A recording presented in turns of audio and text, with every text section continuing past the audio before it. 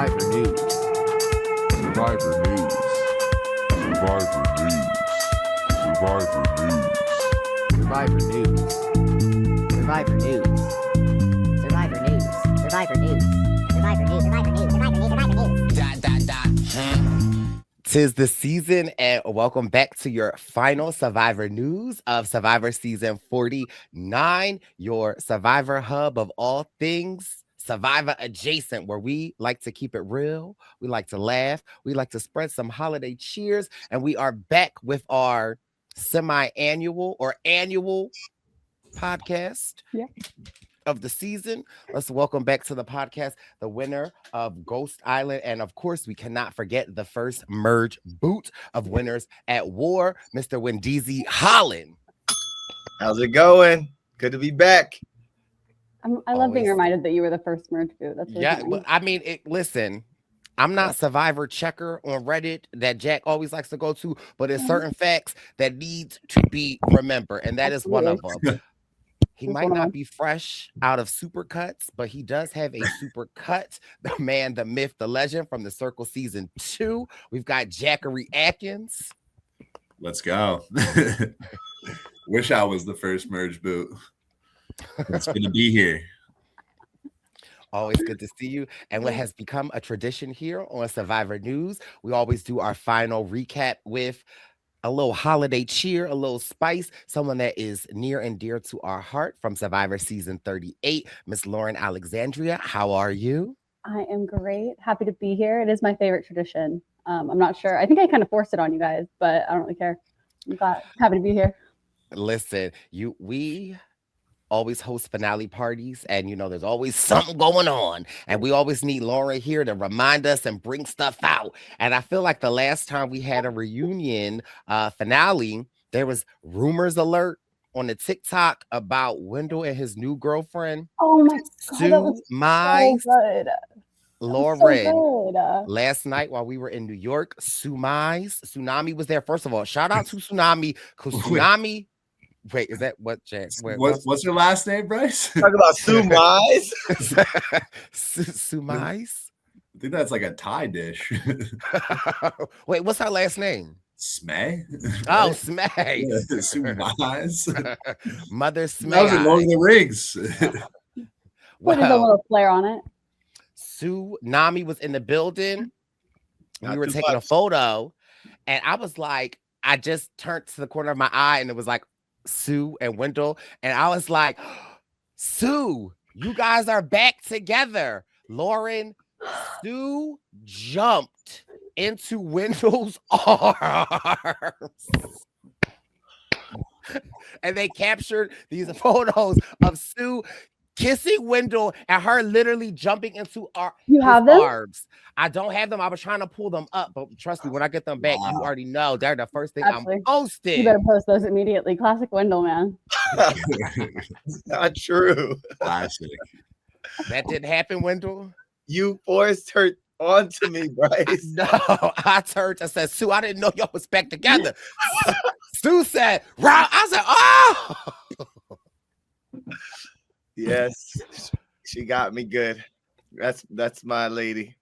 Okay. You would be so lucky. You'd be so lucky. I know. Hey, Christmas is around the corner, and if you were wondering what to get for Christmas,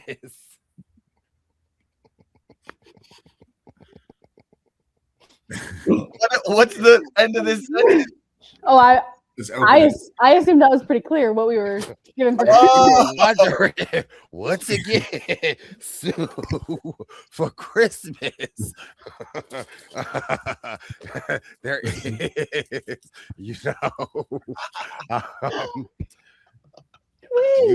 at that. Okay, we have nice bracelets on today. Look at that. But that's good stuff. He's trying to ride that Beast Games clout. Okay. Ooh, we got to talk about that too. But listen, we were in New York last night. Jack was in LA.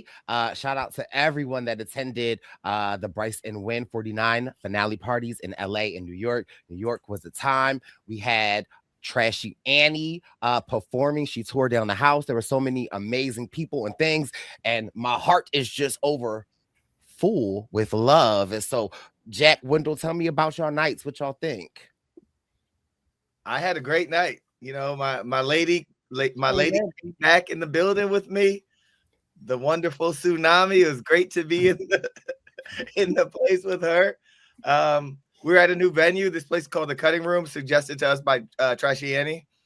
She was performed there before. It's like a performance venue, lots of seating, so it's different than what we're used to, like a packed out bar. But it's a Brice Izyah, so it became a packed out bar with also lots of seating.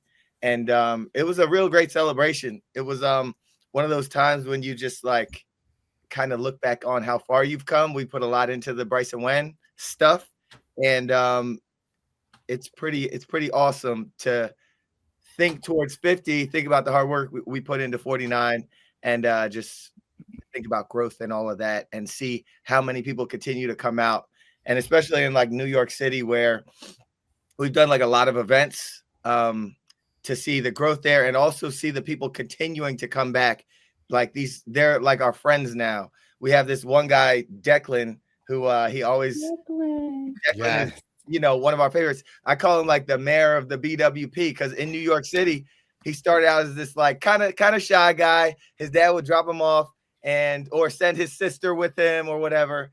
And now Declan comes by himself. He'll come to the pregame. He's talking to everybody, running around talking to the ladies, bringing, you know, he's just the coolest guy ever. So we love Declan, and there are so many people like Declan, just like really nice people in the community that really became family. So good times in New York City, and looking forward to next season. Yeah. How was LA, Jack? Yeah, LA was fun. I mean, we missed having you guys out here holding it down, but we had Tiff and Ozzy running the show, and it was a little calmer than the typical LA. You know, a lot of the cast and people at the production finale party. But we had our squad. A lot of good reality TV alumni showed up and showed out, including some old school survivors. So that was pretty cool. But yeah, I was with some friends too. We found our little table and we watched the finale, and you could hear the audio. It was nice. You didn't have to go stand under a speaker. So it was definitely a good time. And we were over at St. Felix, and they always hold it down too. So and then after I went and linked up with a few of the cast members for a couple of drinks. So that was a good time. And got a little bit of inside scoop too, which was cool. Oh, yeah, we love to see it. And as we've concluded, I like it. okay, as we concluded, Brice and Win 49, in churches, sometimes specifically Black churches, we do a thing that's called like a praise report, right? I just want to give a praise report to my bestie Wendeezy. We are undefeated this tour, even though he tried me on the ride home, but I rose above it. No, I you said didn't. we are not getting into a fight on the tour is over, so technically it doesn't even count. But we were undefeated this season. Wow. And yeah. Amen. Undefeated in what? Did I miss something? In not fighting with each other. Because normally we likes to fight. Yeah. For Lauren. And Yeah. such, a shout out to a praise report. Wendeezy, do you have a rebuttal? I have two things, actually. I'm going to start with what you just said. We didn't exactly fight on the ride home because we didn't talk, because as soon as we got into it, Brice put his headphones in. He drove from New York to Philadelphia for the second time now without saying a word to each other. So Sounds like he rose above it. Protecting He his Thank Amen. you. But the second I get out the car, get in my car, why is my phone ringing, Lauren? who called you? You. Absolutely not. By way of me calling you because it was a butt dial. But then I called him. Wendell, You know what do you want, bro? I've butt dialed some exes like that after a fight too. Ain't on us. Ain't on us. Right. My second thing is just one more shout out. There was another person in the building, our good friend Parker, who Yes. came, we get people give us these gifts on the road. Like we get these cool little special sentimental things. And Parker was like, hey, he came to the Brice Izyah karaoke the night before. And he's like, hey, I got a little something for you guys. And then in the finale party, he's trying to get us both together. It doesn't happen because Brice is running around the venue doing crazy things.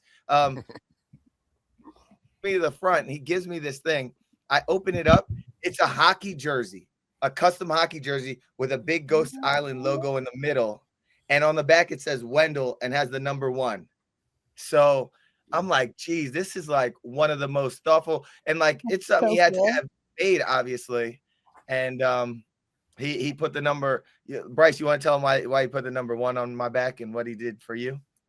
First, merge boot. Yeah. Well, yeah, he was telling me that it was cheaper to get the number 1 made than any other number. So Wendell has 1 and I have 00. So I'm ahead of Wendeezy. But no, mine was Kagian.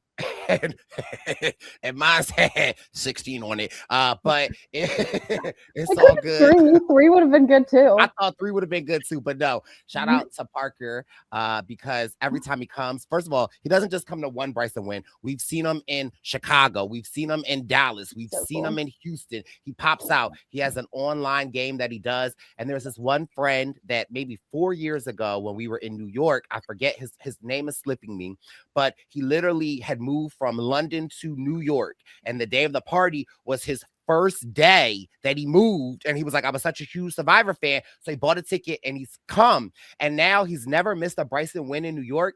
And every time he comes, he has more and more friends that he has met at Brice and win. And Parker is one of his best friends. And so again, I just love the community that we're just allowed to be a part of. It's just so special and so fun.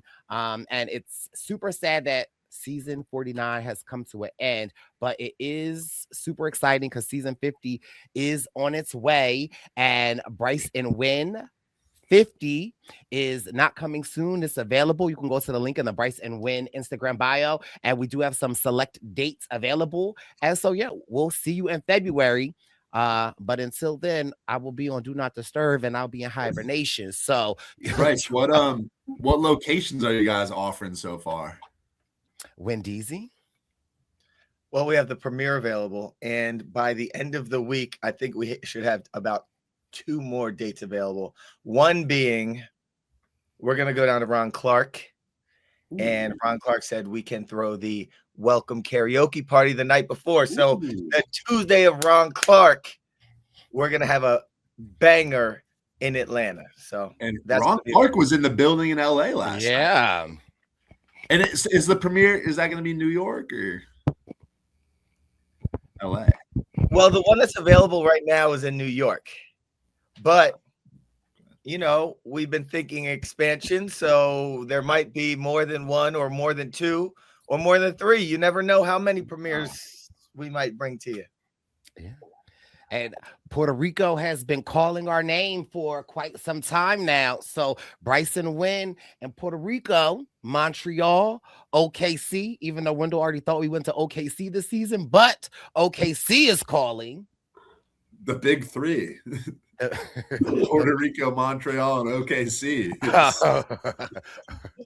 Okay. You might get a Mr. Beast appearance. Well, listen. The Carolinas are calling. Florida's calling. Texas is always calling.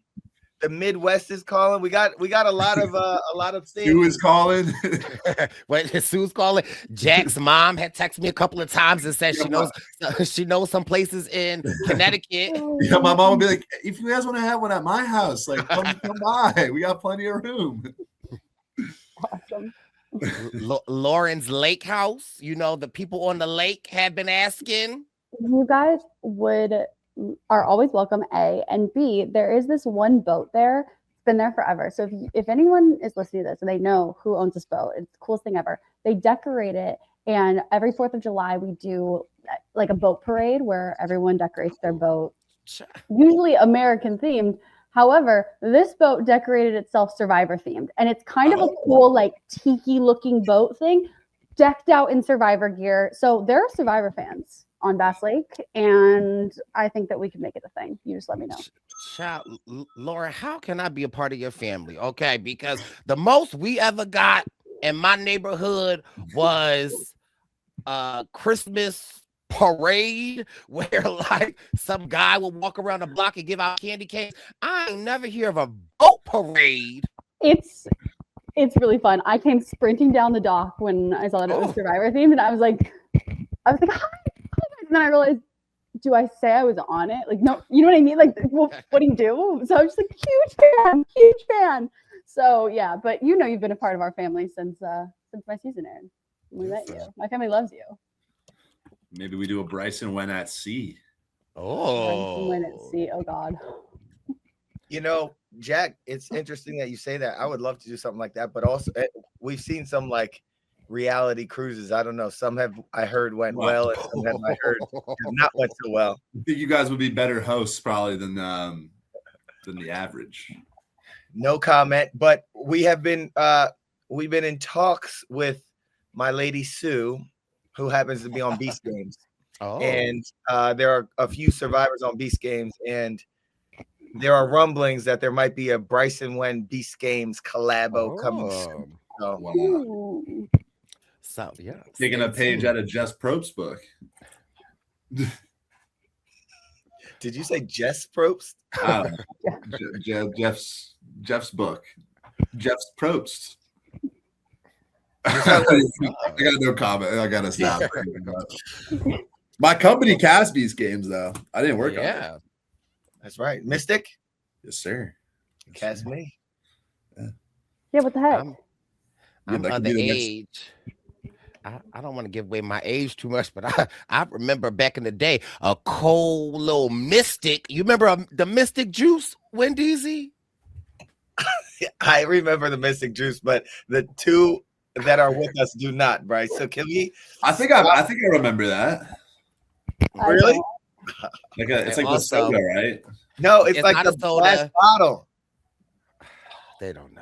And listen, before we even start the podcast, I'm gonna put Jack and Lauren on blast because I asked them if they knew what the brand Baby Fat was. Because when Wendell was in high school, the Baby Fat coats used to have them on a chokehold, and Jack and Lauren never even heard of Baby Fat.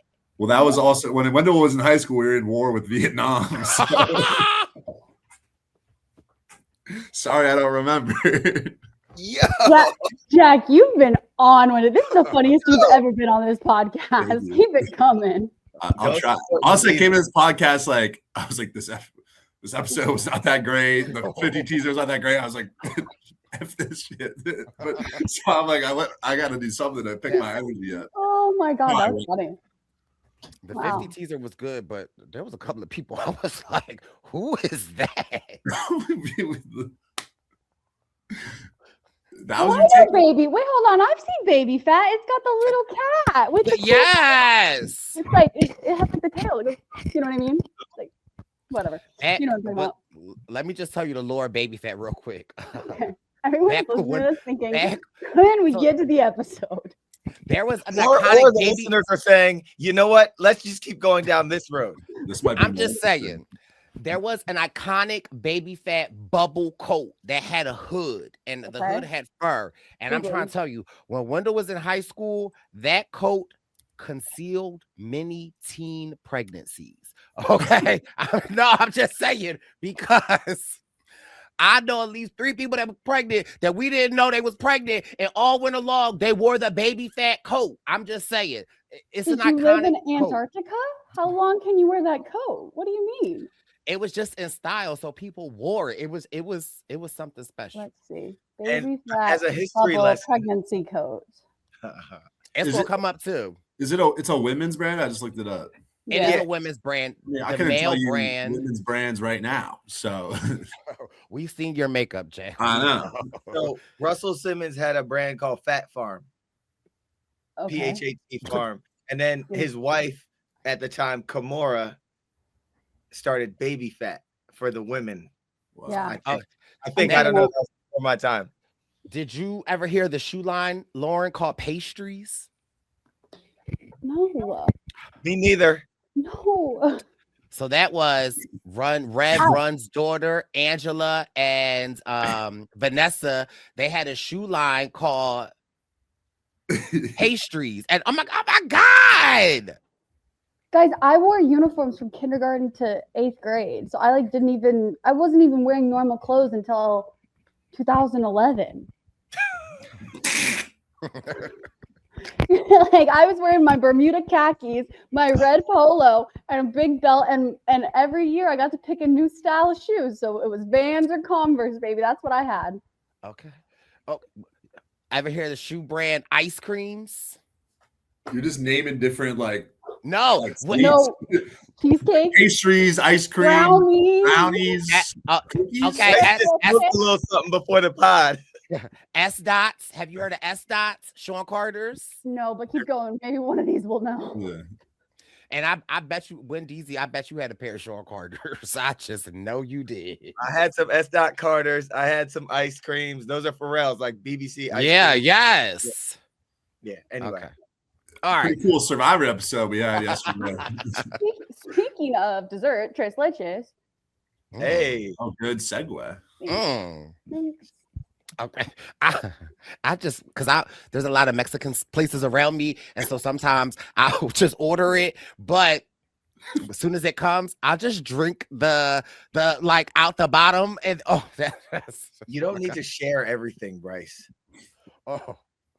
That's Oh. disgusting. That Ah! is psychotic. What? You know Also, how like why were they delivering it to you like soup? it's not soup, but you know it comes in a plastic container, so it's like Oh, the juice of it I sometimes know. will just seep out the bottom, and it's like, oh, that's even Baby, I better. know tres leches. For my 8th grade graduation, I asked for Oh. tres leches cake. I love tres leches. It should not have it shouldn't be soaking wet at the bottom. Oh, and you drank it like cereal? Oh, you were probably the person that really liked the cereal bowls that had the attached straw, huh? That you would, yes, the You tricks will one that would freak. change color in the milk. What you know about that? Okay, You last will thing. freak. Have you ever had sticky mango rice? Actually, funny you say that. Last weekend for the first time. So, Wow. so when I on Ponderosa, when me and my people, when we got voted out, we went to Thailand, and so we used to eat Thai food, and we had sticky mango rice every night. Me and Alexis, and I introduced it to Wendell the other day, and he enjoyed it. Yay. It was Okay, good. Jack, what's a popular dessert that you enjoy? It's gonna be something, so I already know. Here we go. I don't even know. I don't eat a ton of desserts, to be honest with you. Okay. So Although the other day at Trader Joe's, I grabbed some of these Lebkuchen cookies, Belgian cookies. Why are they above your computer? I have a little shelf up there. I keep my snacks. You keep your little snackies. But I don't eat a lot of desserts. Should we talk about Survivor? Okay, sorry, Jack. Sorry. No, I love that. It's our last episode, so it's not like It's they're our not going last I don't want to rush to us. last one. It's why I love coming on this episode. Like It's We a should holiday talk. work party, Jack. we should do that next Make some ball time. talk before we It's talk. a holiday work party. Everybody has to come on. And oh yeah, that's good. All right, I'll Any fun brainstorm. holiday plans? Okay, well, Jack, let's dive into the episode. Yeah, no, I didn't. Yeah, obviously, plenty of time for us to meander about the conversation, but you know how they get in the comments, Brice. We don't want to. Well, that is true. Also, the worst flavor ice cream ever made, and I don't care what y'all say, is Napoleon. Whoa, Is that that's when it's like chocolate, vanilla, and that one? No, this is a clarifying question. Is Napoleon one ice cream, or have they mixed 3 different ice cream flavors together? It's like red, green, pink, and chocolate. What? I it's thought it when was you get the tub and it's like a stripe of chocolate, a stripe of vanilla, and a stripe of strawberry. right. So it sounds like I've never heard anyone hate on Napoleon. It's like you'll be happy. You just pick your part. But they all taste the same. Jack No, showed up I have today. Napoleon upstairs. What? Is it in a tub? Why? Yeah, Do you want to like- see it? Not No. really, but like, why Do you have a Why do you specific have flavor you like Napoleon? better, or do you like to mix them? Because I don't eat Napoleon, but when I bring my son to the supermarket and he needs his ice cream, and that's what he pointed at, I'm gonna get it. Well, He we really needs his ice cream is crazy No. though. Okay. I feel like at his age, we need to usher them into making good, smart choices. And when he grows up and he has to tell people his favorite ice cream is Napoleon, he's gonna get bullied. Who says that? Can you imagine third grade? What's everyone's favorite ice cream? Well, I personally love Napoleon. Get God out of forbid when he values Get some outta diversity in his ice cream. You are setting him up to fail. Like, My- at least let him pick mint chip. Like, my God, you're the adult. My dad makes me get the. My dad said my Uncle Brice really would appreciate if we got the rainbow ice cream. Like, oh, rainbow sherbet? And he's like, no, I like Napoleon. And the teacher's like, my Okay. God. Y'all, okay, you want to know another funny random Wendell and his son story? Always. When Wendell first got pregnant, Sure. I was saying, like, I'm gonna be Gungle Brice. I'm gonna be Gungle Brice. And so I was going with that for a couple of months, and then like it got to a point where like we'd be at some of Wendell's family's events, and like his aunt was like, I don't get it. Why? What is Gunkle? And so they have to explain that a couple of times. I was like, okay, we'll just go with Uncle Brice. But I don't know how in the last 6 to 9 months, y'all want to guess what my name is? Oh, not Sue calling. Oh my God. Answer I it. told y'all. Put on Hey, Sue. speakerphone. Hey, baby. Put on speakerphone. Oh. It'll be insane. Oh. Okay. Oh. Sorry, Sue. I'm on the podcast right now, and Oh shit! Okay, bye. I'll talk to you. Oh. What's gonna be insane? This is going to be insane. What- I have this what is gonna be crazy insane? idea. well, whew, it just got hot in here. Yeah, I like how you're acting like that doesn't always happen. Right. Very out of the ordinary. Well, anywho, back to Winnie. So my nickname, well, not my nickname, my name. When he calls Brice Aunt Brice. Damn. You know what? Sure. I mean, I can't wait for him to tell somebody my Aunt Brice is coming, and Brice. Yes, he does it already. That's amazing. That's amazing. Aunt Brice. Yeah. It's because he's eye level with Christina on your shirt. That's Brice. All right. Well, let's get to the episode. We don't want to get Jack cussed out too much in the comments. No, you're good. I mean, that last little bit had me dying. So, it's good. I guess to start, there's sort of a lot to get into, but let me just hear all of your overarching thoughts on this episode. Like, was it a good finale? Was it not? Like, what was your favorite? What was the highlight for you? Brice? Okay. Well, listen, I'll just go in hot. I've been a Sophie B fan this whole season. And I was somewhat like a little disappointed last week when I felt like she kind of fumbled the knowledge is power. And then her winning that immunity at the end, I'm like, this is a resume builder. Like, I was like, oh my God, this really could be it. And so my one hot take is I think she should have done the Chris Underwood way. And I really think she should have put herself in fire. And she could have got out, but I also feel like if she would have put herself in fire and won fire, I really feel like that could have been $1 million game.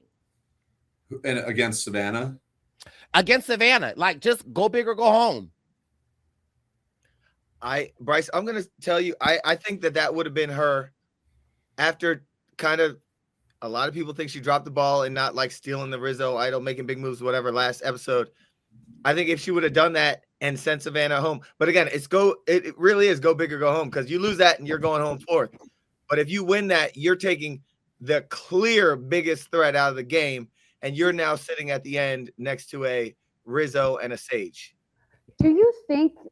I always wonder this because we're watching the show and we feel as though Savannah is the clear winner, right? Do we think that they thought in that moment that Savannah was the clear winner? Because Rizzo and Sophie are acting as if, like, of course all three of us are going to sit together. Of course we're going to go to the end. So in some capacity, Rizzo believed that he was going to beat Sophie and Savannah. In some capacity, Sophie had to have at least thought that she could beat Savannah and Rizzo. So do you think that she thought, of course, Savannah is the biggest threat? Or do you think she only thought that at the end when it was... You know what I mean? Like, Yeah, that's a great point, because we've heard. I think James Jones said it. Like, island threat level is different than like when you're on the island, you see certain threats for whatever reason, but we as viewers watch and we see different information than people know on the island, just as they have different information than we have. my season was a perfect example. Yeah. Right. So when you have those three, I mean, Rizzo was playing a flashy game. Some people look at that like, oh, he's making big moves. Some people look at that as he's just doing flashy things and not really making many moves. You know, on the ground, to us, it looks like Savannah is running stuff that could be a winner's edit, or it could be, or it could be how it's really happening. And Sophie, we've seen her moving and shaking and maneuvering to get that far. And it's like that's a great question, because it seemed like Rizzo, his whole season, he's like, I want to be a legend. I'm doing this. I'm ready. It's my time. But as a viewer, I'm almost like, I don't know. Savannah is looking so tough out. She's got the immunity wins. She wins when she needs to. She strong arms people. Maybe, but also you're starving on an island for 26 days. You could be a little delusional. You're finally at the end. And in your head, you could say, you know what, no matter who I'm sitting next to, I'm going to plead my case and whatever Totally. I just think it's like, I mean, I personally love the fact she put both of them up against fire. That was fantastic. That's my highlight of the whole episode. But it's just so interesting to me because we're seeing an edited show, and so it's like they show this. I thought it was really interesting when they show Savannah's interaction with Rizzo and the conversation around either voting Christina or Sage, and how, to me, it felt like she manipulated him in a way of like, how could you even think about keeping her here? Why would you ever vote out Sage? That makes no sense. And to me, it gave her a fantastic edit, made it feel like, oh yeah, she is running this threesome. Like, she's very much in charge, right? And then, but I think that if she doesn't win, if she is not the winner, I don't know that we necessarily see that conversation edited in that way. I'm not saying that that's not exactly what happened, and I'm not saying that's not exactly what she did the entire game, but who wins dictates the pieces of the show that we see, because they're telling a story. They're showing us either why someone won or why someone lost. And so I'm just so interested in what Sophie was thinking, especially when it was the final 6 or whatever and final 5 of like, did she think she was going to sit next to Savannah and beat Savannah? And she got votes. Yeah, she definitely got votes. I definitely think she probably thought Rizzo and Savannah are, in her book, were equally the same, right? Where I just feel like because they've been that strong duo, she's kind of like the last member that joined. And so I'm just thinking from her perspective of like kind of always playing catch up, I think she might have just put them in that same boat. And so regardless, if she would have put herself in the fire with Rizzo or Savannah, I think either or, I just think would have given her such a boost. Is she a good fire maker? Did we know that? Do not even get me started on the conversations that were had about this fire making thing. What do you mean you have never made fire? I can't with it. I can't. They're like, how? I can't believe it. It's day 25. First of all, it's day 25. Okay. Kelly wasn't even gone yet on my season. I digress. Point being, I haven't made fire this entire time. I can't believe she would put me up to make fire. Everyone knows the final four. What do you mean? What do you mean? Like, I'm not saying you have to do it before you go out there. I didn't, but I sure as heck learned how to do it when I was out there on the island. It's day 25. Right. It's the final four. I mean, listen, on Cagayan day 25, I was still out there. So I feel what you say, Lauren. What No, one you thing I thought you were in Thailand eating sticky Practically. rice. He practically was. the one thing that I loved what Sophie did that I don't think we see much at the end is normally people take court. Normally they're like, okay, Lauren, talk to me. Wendell, talk to me. I like the fact that Sophie was like, yeah, nah, I'm going to take some time. I love that. I think that because people can sway you. And like you said, this is 25 days. You haven't eaten. Like Jack. And we saw Savannah sway, or at least try to chip away at Rizzo. And so I think that me personally, I was like, now that is smart because I don't want to hear what you like. Let me come to my own conclusion. What did y'all think about that? Was that a good decision or? I think that was interesting and cool to see. I think it was a good decision on her part because Savannah could probably sway her. But also, and I'm a big Sophie fan, this is the one, it's like the one you win, which is all the way at the end. Now you're showing, it's just like, come on, like the one time you win, but granted, it is at the end. It's like, now is the time to like make a move or whatever.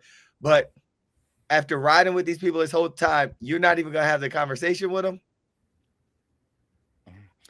But maybe it's a part of if you do have these conversations, right? Say it's Lauren and Jack, and then I ultimately choose Lauren to go in the end with me, and Jack, you have to make fire. And we see Sophie at the end saying, like, I hope this has nothing to do with our personal relationship outside the game. So maybe if she would have held court and I side with Lauren, then she's worried that, like, Rizzo will feel as though they had a tighter bond. So to take that, to alleviate that, like, I don't want to talk to any of y'all and I'm going to make my own decision.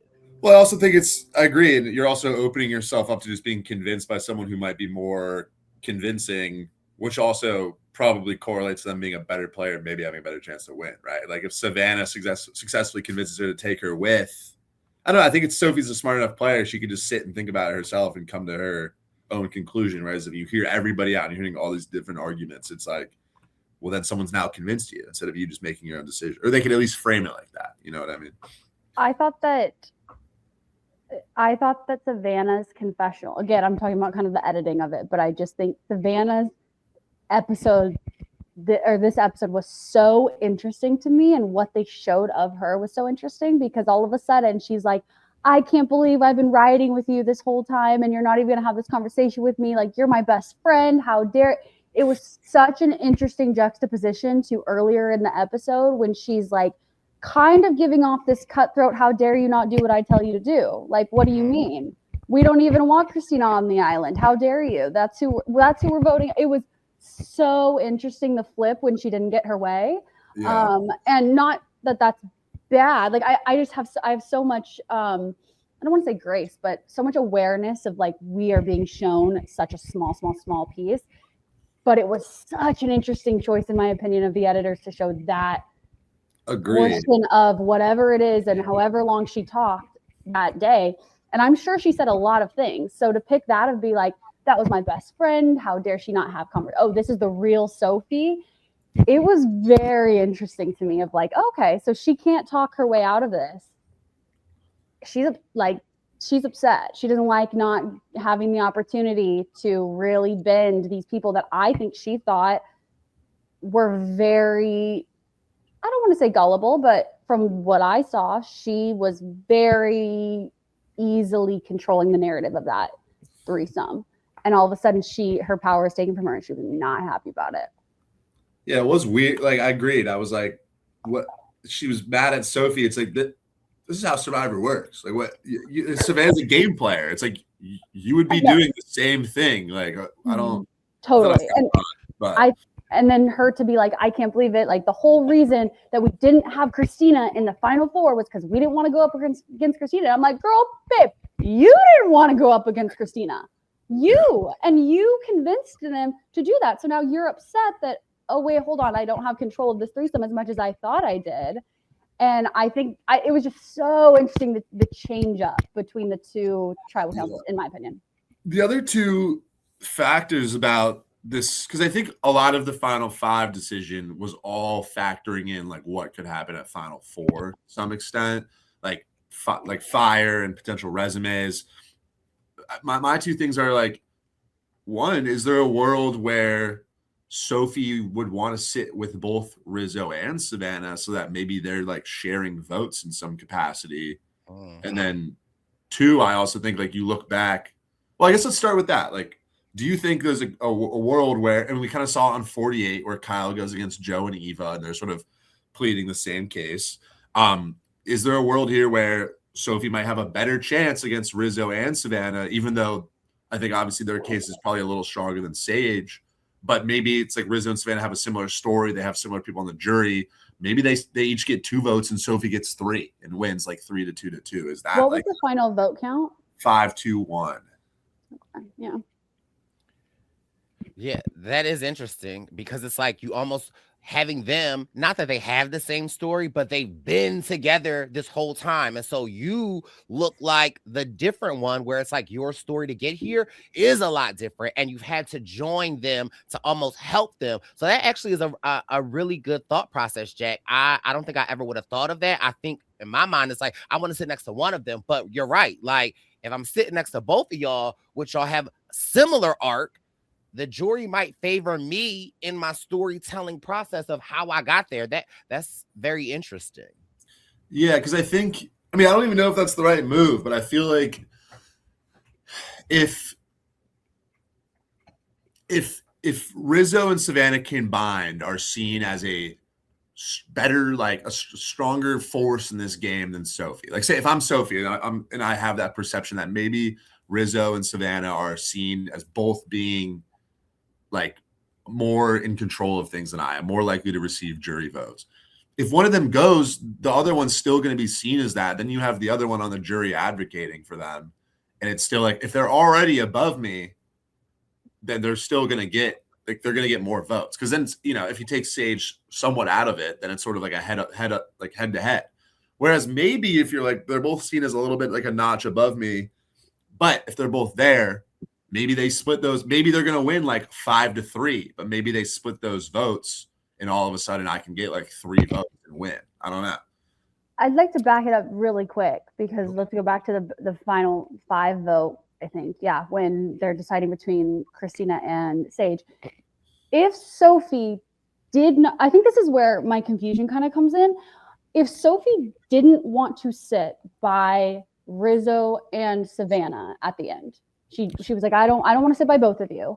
Yeah. Why was there not more conversation around trying to flush Rizzo's idol? Earlier? No, I'm talking about final 5. I don't know why that does that.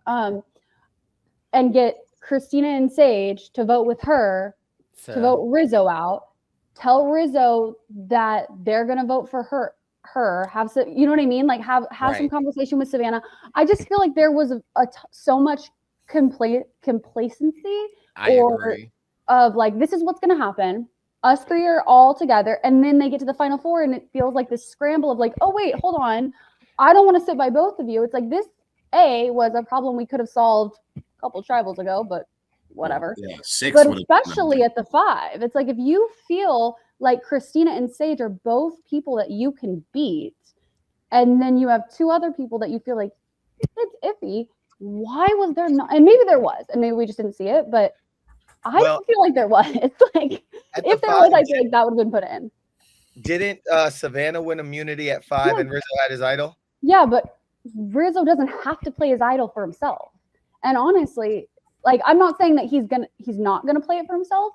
Listen, we are not going to judge people on how they play their idols near the final 6, 5, whatever. However, the way that Rizzo played it was so like, I want to make a big move.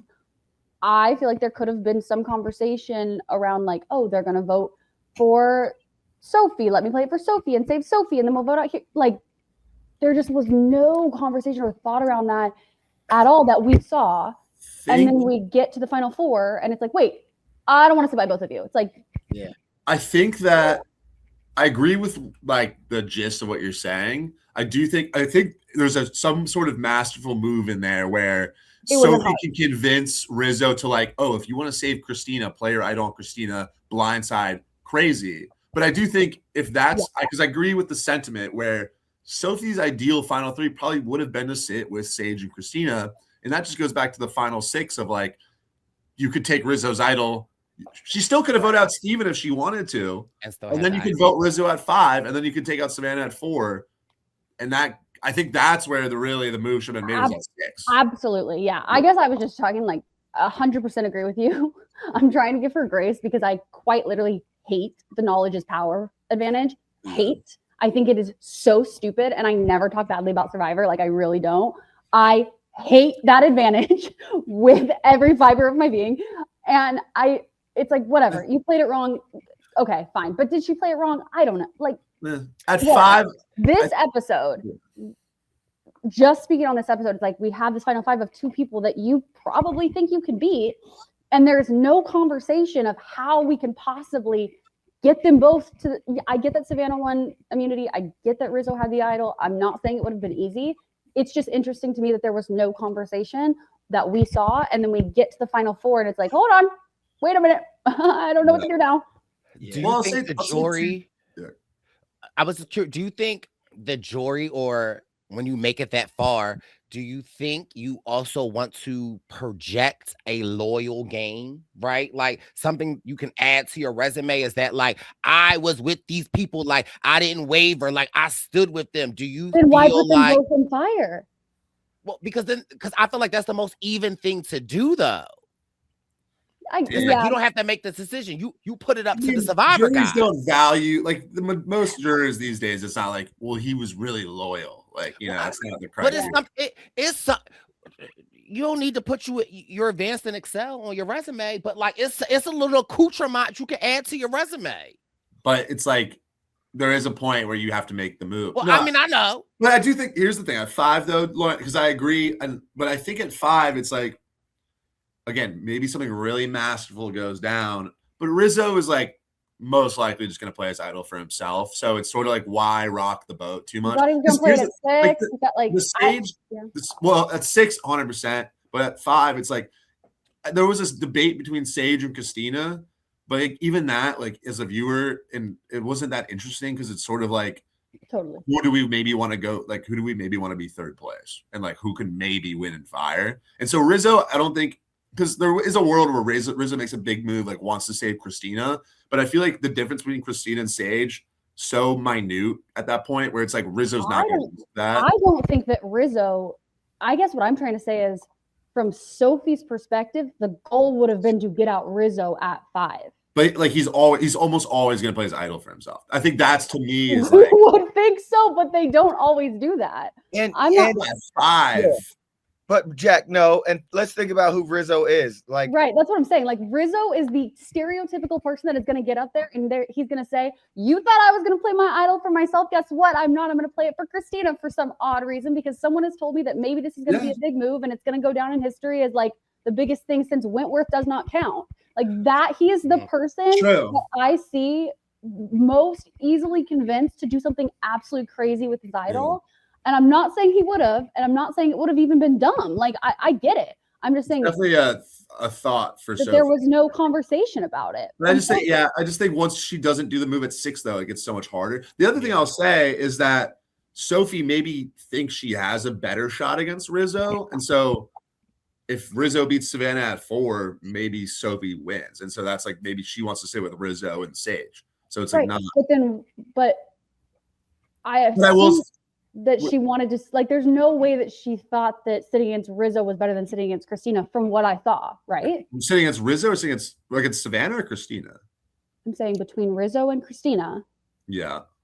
I'm assuming that she probably wanted to sit by Christina. Sure. More so than she would have wanted to sit by Rizzo. Maybe. I don't know. But maybe, I agree. Like, ideal, that would be ideal. But I think the idols tough. And I think maybe in her mind, it's like at I think you're 4, giving way too much credit to people that have a hidden immunity idol, honestly. And well, I I mean, have we ever seen someone at Final 5? It's very rare at Final 5 that someone who has an idol gets voted out with their idol because they have no choice but to play it. And sometimes they'll play it for other people, but that's almost always worked, barring like Eric giving his immunity up in Micro. That's what I'm gonna say. Like, it's like I gave my idol up at 6. I could have gone to the Final 4, and I gave my idol up at 6 because I was like, big move. I'm gonna get out Victoria. I know, but like I think you're 6 so and 5, overestimating. 5, it's the last time you can play it, and then you go to 5, you don't even have to vote again. It's like if you play it at 5, you can almost guarantee your spot in 3. So to me, with all due respect, and I love you so deeply, you've never played and you've never gotten to, you haven't, and so you've never gotten to the Final 5. So I say it with love. It's like, but if you're at the Final 5, yeah, and you are overestimating people's capability to think. Well, then why has that never ever happened? It had never happened that someone gave up their immunity necklace until Eric did it. Like, I'm not saying that it was a given. I'm just saying that it is a possibility. And Rizzo is the key person that you could have seen. I agree that it was worth giving like attention to. And it like there is a world where Sophie could pull that move off. But I think there's also a world where Sophie tries to facilitate that. And then Sage goes to Rizzo and said, Sophie's trying to blindside you, and they vote out Sophie. My point was never that it was going to work. My point was that it was confusing to me that it was never ever a conversation that we saw. And had it been a conversation, I feel like we would have seen it because it would have added a little bit of drama to the tribal council. And they love to do that regardless of how logical it is. Sure. And then all of a sudden we get to the Final 4 and it's like, oh, wait, I don't necessarily want to sit.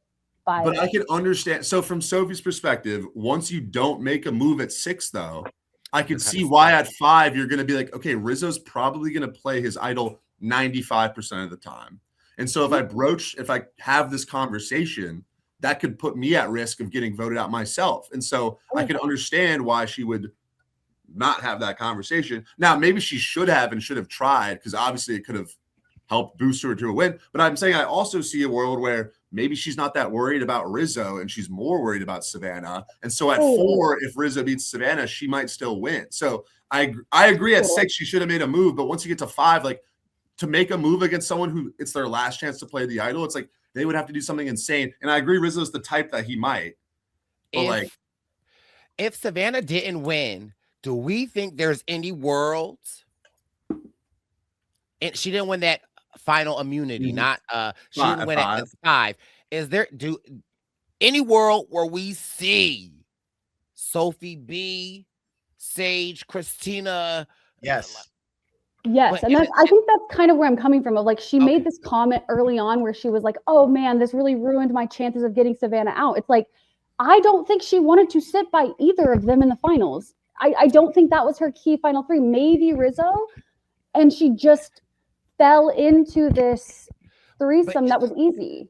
And this is okay. So, in that same vein, Lauren, is there a world where you get stuck in this position of, well, damn it, now I kind of, and I talk about this all the time, where it's like we don't give enough credit to the 3rd or 2nd place winner. We only care about the 1st place winner, right? And what I always say, I feel like around this time is that like, so what if you hit a wall due to the choices that you have made? And now it's like, is there a world where it's like, I need to get myself to the end as well, right? Like, I can't just focus on just winning. I also need to ensure that I can get there. Yeah, so is there a way where like Sophie is like, F it, I have to ride with them because in order for me to shoot my last shot, I have to be on the court.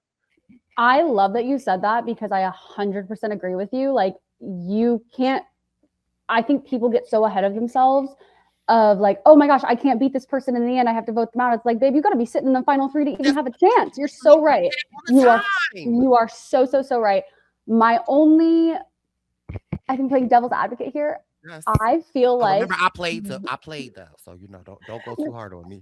I didn't mean that in a hateful way. I just really think that there is like no, and as someone who absolutely objectively misplayed an idol that would have gotten them to the Final 4, regardless of why I did it, it's like I get that there are things that happen that you're like, in the moment it felt right. But anyway, I digress. The point being, I feel like this new era doesn't think like that. I feel like they think they need to make big moves and they have to go all out when they can.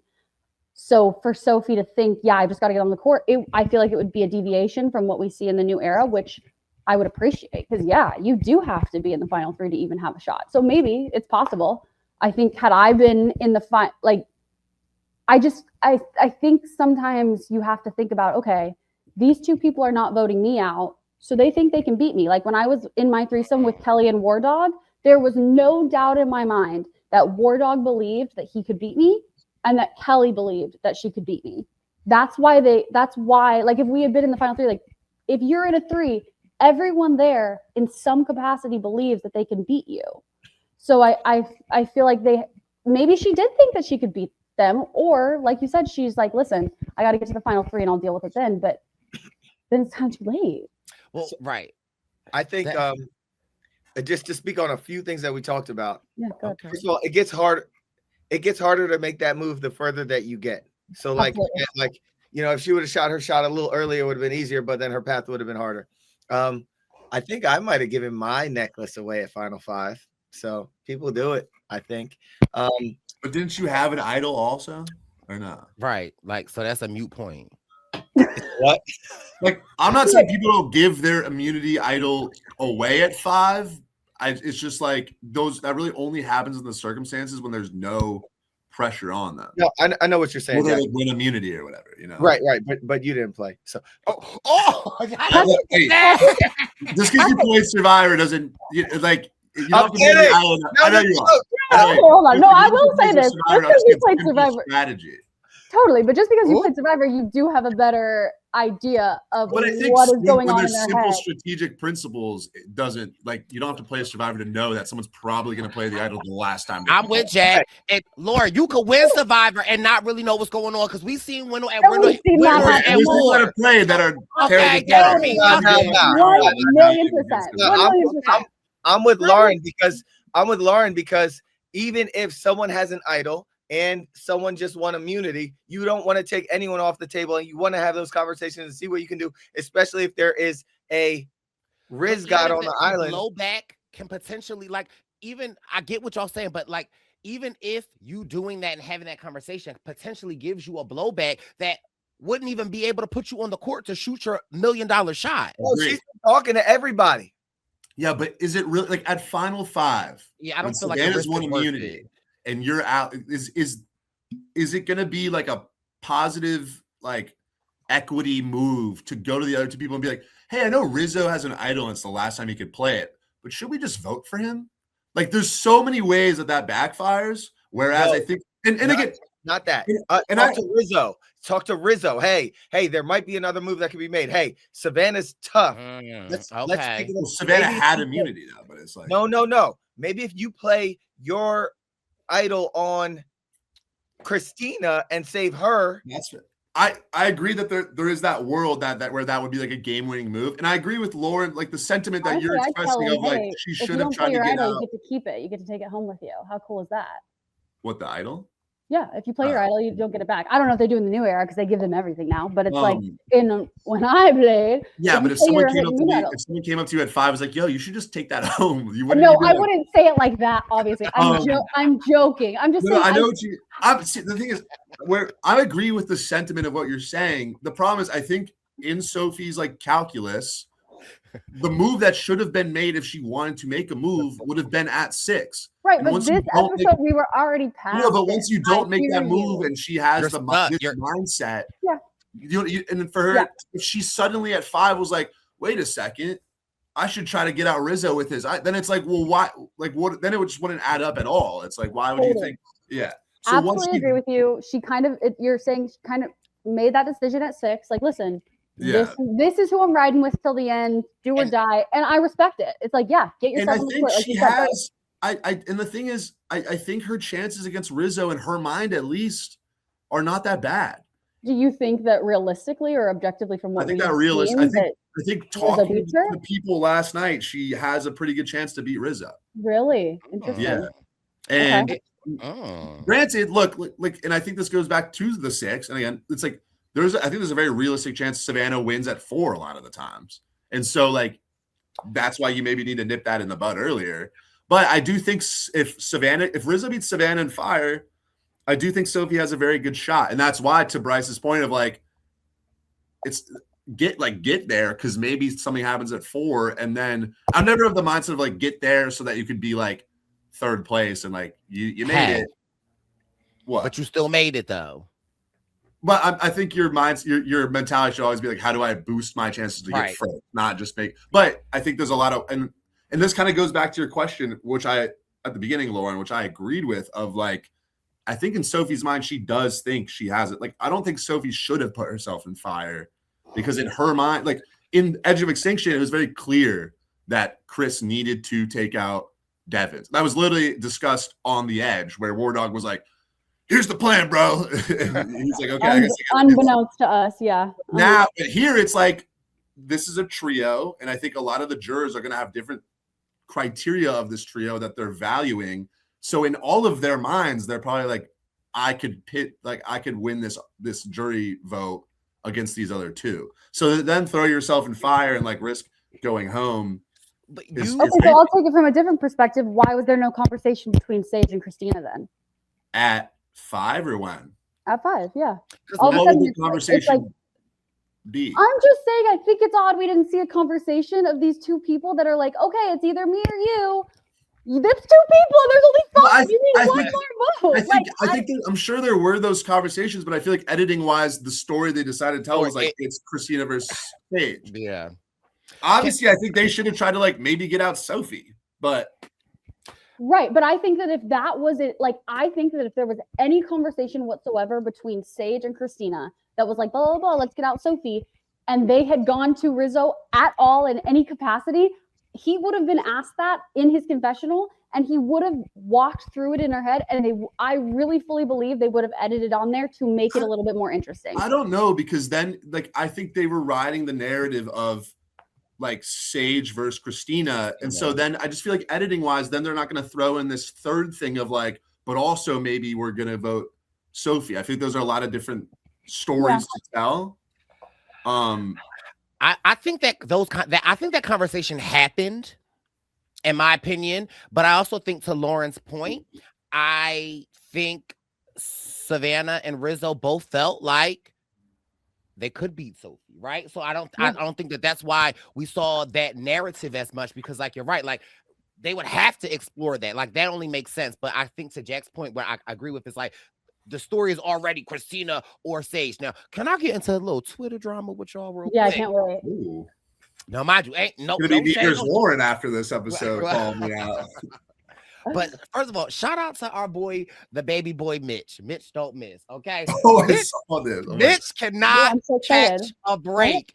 Okay, I'm brought to. First of all, y'all gonna leave Mitch alone. Mitch can't walk down the street, and y'all not slandering. Let him walk. Okay, so mind you, during the episode, while Sophie, when she won her big move. And again, I got what Sophie tweeted.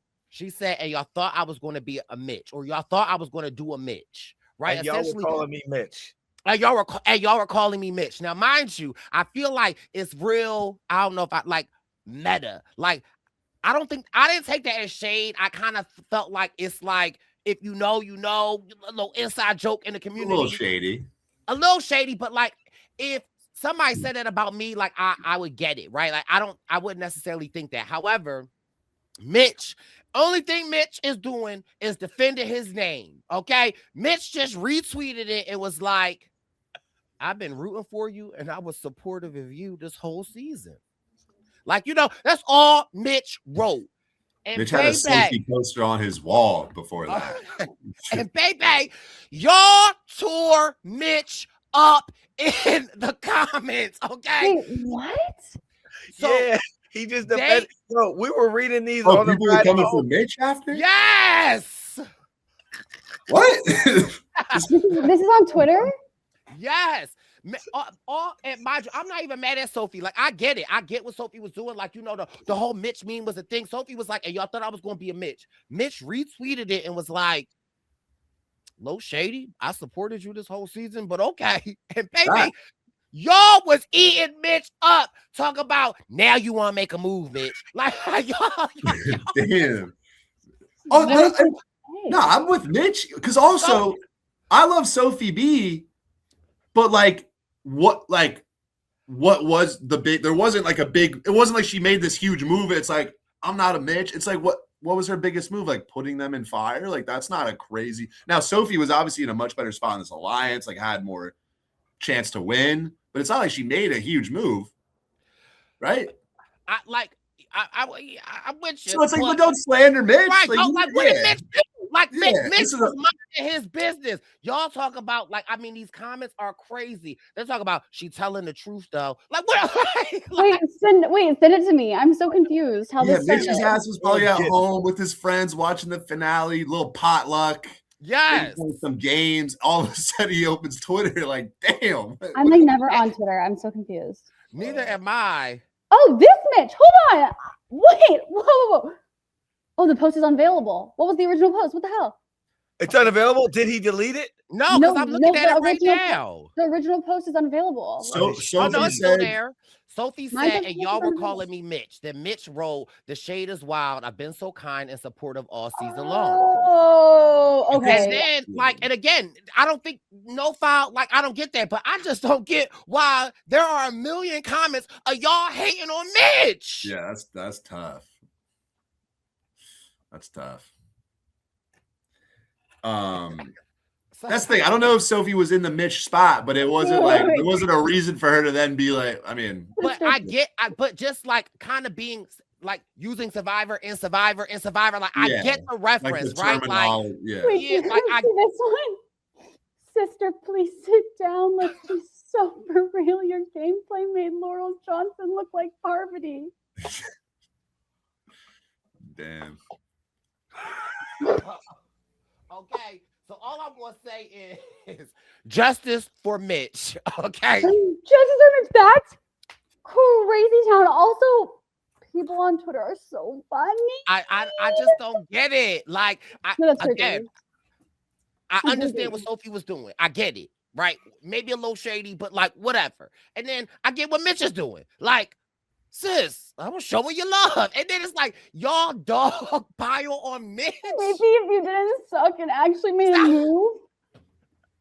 Like I'm like I don't get the hate. No, like, that's I don't, crazy. I Mitch don't is get the the hate. sweetest man alive. He Yeah, is. so nice. Wait, so they're just saying, that's so confusing. to They're me, just but they're okay. just hating on Mitch, and I don't get it. And also, shout out to Mitch's two best friends that were in New York with us, hanging out. Like Mitch is just the best person ever. Leave Mitch alone. If you Oh my want to God, follow where- somebody, When did dog- Twitter turn so mean? you Since right. it got created, everyone's mean on Twitter. That's why I don't use Twitter. But the thing Everyone is, was so nice to me. it wasn't as bad for Survivor. It wasn't like it seems like there was a point when like the Big Brother craziness fandom came to Survivor and started Yeah. like It's it got weird. really toxic. It was. I'm telling you, it was after. It's once TikTok like started, and because my season aired in 2019, right? So then we had 39, and then 40. All of a sudden, so Survivor just took over social media. They put it on Netflix. I think we got a whole new wave of fandom, and we got a lot of people on social media. Like when I was on it, it was just like Reddit and Instagram, really, like Instagram DMs, and I guess Twitter, but I was never really on Twitter a ton. So it was like people just saying what they were saying. I feel like it's just turned into something crazy now. It was nasty when I was on. Okay, Wait, were people mean to you? child. I was telling Wendell this story the other day. Like during my season, every time a beauty member would get voted out, specifically like Oh my God, I forget that was your LJ, guys' season. How I iconic, remember though. I remember tweeting like I knew he wasn't going to be able to do it without me. Like they was like, You were you you in on the season? So you were instigating it. you were also the one who kind of started it. Right. So if you were on Survivor again now, you would be like a god on Twitter. The stand Oh my God. ravenous. It would Someone be, would like look at you the wrong way and people would be doxing them. oh, totally. Let me tell Oh, you man. guys, I got a story. We were walking around in Boston, Brice and I, and Brice was telling me about these tweets that he's sending while he's on Tagayed, and how they're like they're like, and he said, I don't know if he said something about Tony or something.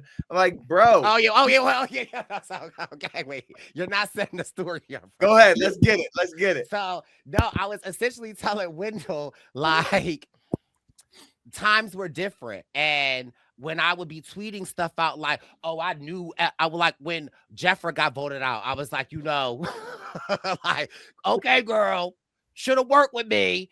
And then I was just telling him, like I said it with LJ Jeremiah, and Wendell's like, yeah, you're adding to the narrative, like you're spoiling because you know who's going to win or not. And then I had revealed to Wendell that, like, bitch, I didn't know who won my season until I was in LA on the finale. What are you talking about? Spoiling the season.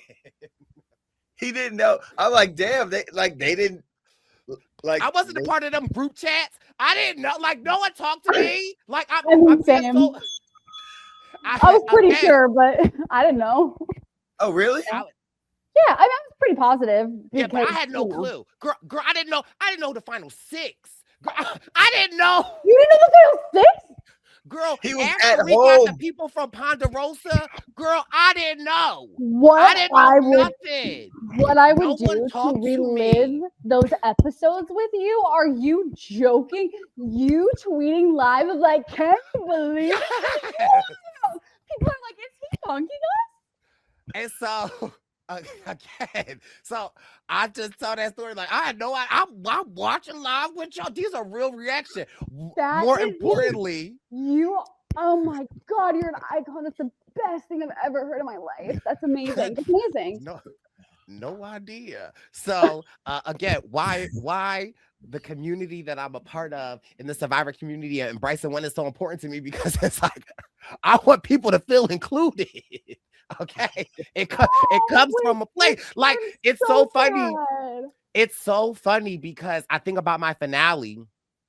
I remember going to like Woo's room. I remember going to Tony's room, and I'm like, I had no idea. Like I had no.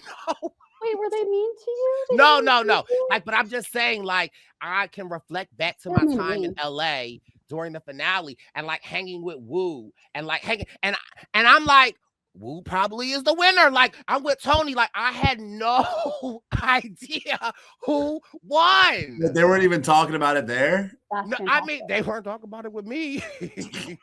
Like, we don't want to spoil Brice. So funny. You guys want to hear a funny story about like not knowing who won until the finale? So we're at the pre-party to the finale in LA.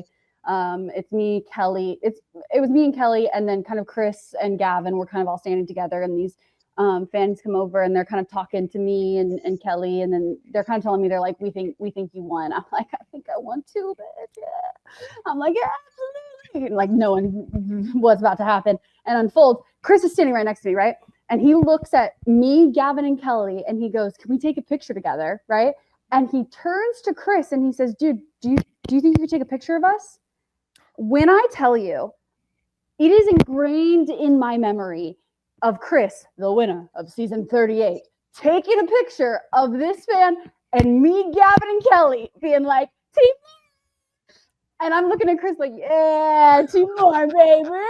And I'm like, oh man, in 24 hours, he's going to think, I think I gave the winner of season 38. And that's because he was still on the edge at that point. He had no idea who he was because he was voted out in episode 3 or something on day 8. Like, he had no clue who this man was, and it is to this day one of the funniest stories. I talk about it with him all the time. It's my favorite thing ever.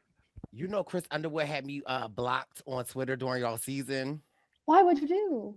And mind you know who rectified it? The War Dog. Well, because first of all, he brings people together. He really does. It is extremely unconventional, but he brings people together. He does, because first of all, if you know,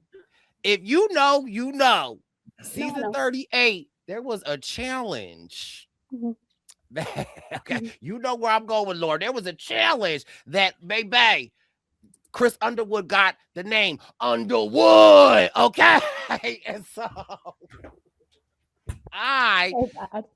that's where the love of my Chris Underwood came from, and so I always was Underwood, like just always showing him love. And then one day I went to like write something, and it was like, username doesn't exist.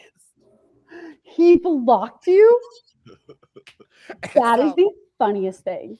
I had to tell War Dog in the At Y'all finale. I think you were even y'all were outside at some dinner somewhere. And I remember War Dog FaceTime me. He was like, Zaddy, I've got somebody I want you to meet. And it's Chris Underwood. And Chris is like, I'm so sorry. He was like, I thought you were talking trash. I'm like, no, baby. Oh The my britches. God. It was the britches. It was the So, britches. Oh man. I mean, it must have been one of those first, 3 challenges. You didn't really beat any after that.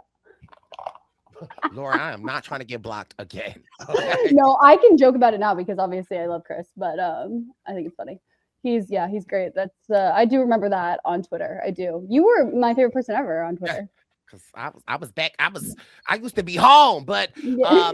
it was interesting, the fire making challenge. Yeah. And I have to say, like, happy for Savannah, happy for Riz, but like midway through, and Riz is trying to get it going, and like you could see Riz look over at the fire that Savannah is building, and it's just like that pit in your stomach. I felt for Rizzo in that moment, which sucks. I feel okay. I'm gonna say this as nice as I can. I feel sad that he was sad. I do not feel sad for him.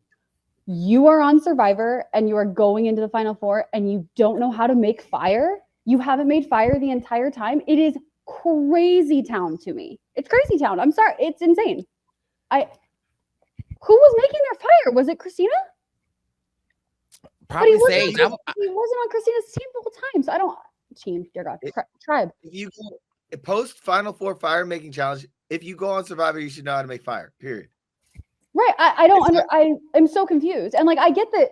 I will say I think people think that, and it might be different on different seasons, but like I think people think you're making a fire every day. That's not if you're doing it well. You should just make one, and then you should. And then the coals. Likely, yeah. You should likely be able to just kind of keep it relatively rolling, and you put a log on it before you go to tribal. Did that quite a bit because we went a lot, but it's like, but you should still know how to make one. Like, I especially, let's say that he's in the final 3 and they're like, listen, I see a clear path to final 4. There's even a possibility that I could be in the final 4. This is a conversation we have every season. I don't understand. Well, let's ask someone. Jack. What's up? Do you know how to make a fire? I would need to practice a little bit with like the flint itself, but I'm very good at like building up a fire. I did not mean to do a down arrow. I don't know what's going on. I think it's going to Have you ever practiced with flint? No, not really. So you don't know how to make a fire. Check. The thing is, of course you can build a fire. The hard part is getting that thing started and lit. I'll be able to get, but also I've never been on Survivor before, as you guys know. If I got the call that I was going out, you best believe I'd be outside practicing. I think I could. I haven't built one with flint before, but I've like had a flint. Like I know how to like strike a flint. You like scrape the magnesium off, like strike it, and then you. So what were you doing with the flint before? I might have been Good question. like camping and shit. I think You had a flint when you went camping? me and my dad, we used to be a little survivalist vibe. Okay. You know So what? Ben Okay. was making the fires. I mean, we also would use we ultimately usually use matches, but like it would be fun to like practice with. Yeah. Okay. But Do they give you in the final 4? Because I famously did not make it to the final 4. Do they give you the like sets to practice fire making? I think They so. give you like flint and I don't remember if it's a knife or your machete. It's I think you have your machete, but I know that. Right, but they give you a knife in the actual thing, it's which easier. I think is it easier? Yeah, I never made it with a knife. Okay, because on I the remember island you have a dull thinking- machete. yeah, that's fair. But I feel like the way that I held the machete would have been, I don't know. I never did it with a knife, but I just remember thinking, oh, it's odd that you go from making it with a machete the entire time and they give you a knife. I don't know. I It the might not challenge matter. of it. Yeah. Well, the knife's probably a little more manageable too, right? Because you got to get like, I you got to guess. imagine I the don't whole know. ass machete. It's a little harder to like get right. To You the, kind of just hold you Yeah, but you're not holding it from the end, or I wasn't. I was just holding it from like the very tip, like it's like this long, right? And then you That's like, still hold it like here. a wider blade, right? You gotta. I don't know. Yeah, I haven't made fire in quite a bit of time, so I don't know. Well, since none of you guys made fire in the final four fire making challenge, So I will true. say it seemed easier with this knife and the flint and these dry, beautiful materials. They set you up. That's so true. All your materials are dry and like you have everything at the right size. Oh my god! Wait, that's so funny. You do It's have like they give you like a little Hessian, whatever. They give you the taller sticks and they give you the huskier sticks. It's like if you don't, No, that's so true. If you, yeah. One thing before we go to like final tribal, real quick, do we like at the final 5? We talked a lot about like different options and stuff, but for this core 3 between Christina and between Sage, which I guess for the sake of simplicity, not to like diminish the games, but one perceived as a good fire maker, one perceived as not a very good fire maker.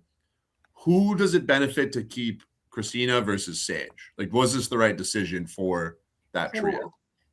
Savannah. Yeah. Agree.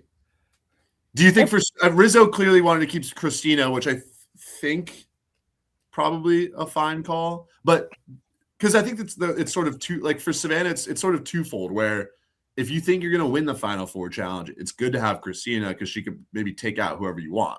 But if you think you're not going to win the final 4 challenge, you don't really want to go up against Christina because she could knock you out. But Savannah was probably like I think most likely to win the final 4 challenge, but also the biggest threat. So like didn't want to risk fire. Like if she gets to the end, it's safe. For Sophie, is it like I think in retrospect, better to have Christina because Sophie wins final 4, puts Christina against Savannah. Savannah probably goes home, right? Yeah, I got the impression from Savannah that she felt like she was going to beat everyone in final tribal, so it didn't really matter to her who was sitting at the end. She just didn't like Christina from like not in like a bad, not in a mean way, just like she said it. I'm using her words verbatim. She's like, we don't like Christina. So it's like I think it was, it doesn't, I don't want to go up against her in fire, but I think that was more of a point of persuasion and a reason that she could bring up to Sophie and Rizzo as like, hey, she can make fire. We don't want blah, blah, blah. We want to be us 3. Because I don't think she cared. I think she thought she was going to beat anyone who was in front of her. I agree with your point, though. I think if you think that you can beat everybody, you would want to take out the person who is the best at fire because they might be the only person that could beat you at fire. If Christina's at the end, if we swap out Christina with Sage, is Christina getting votes at the end? Do we see Christina getting votes? I don't think she gets any votes.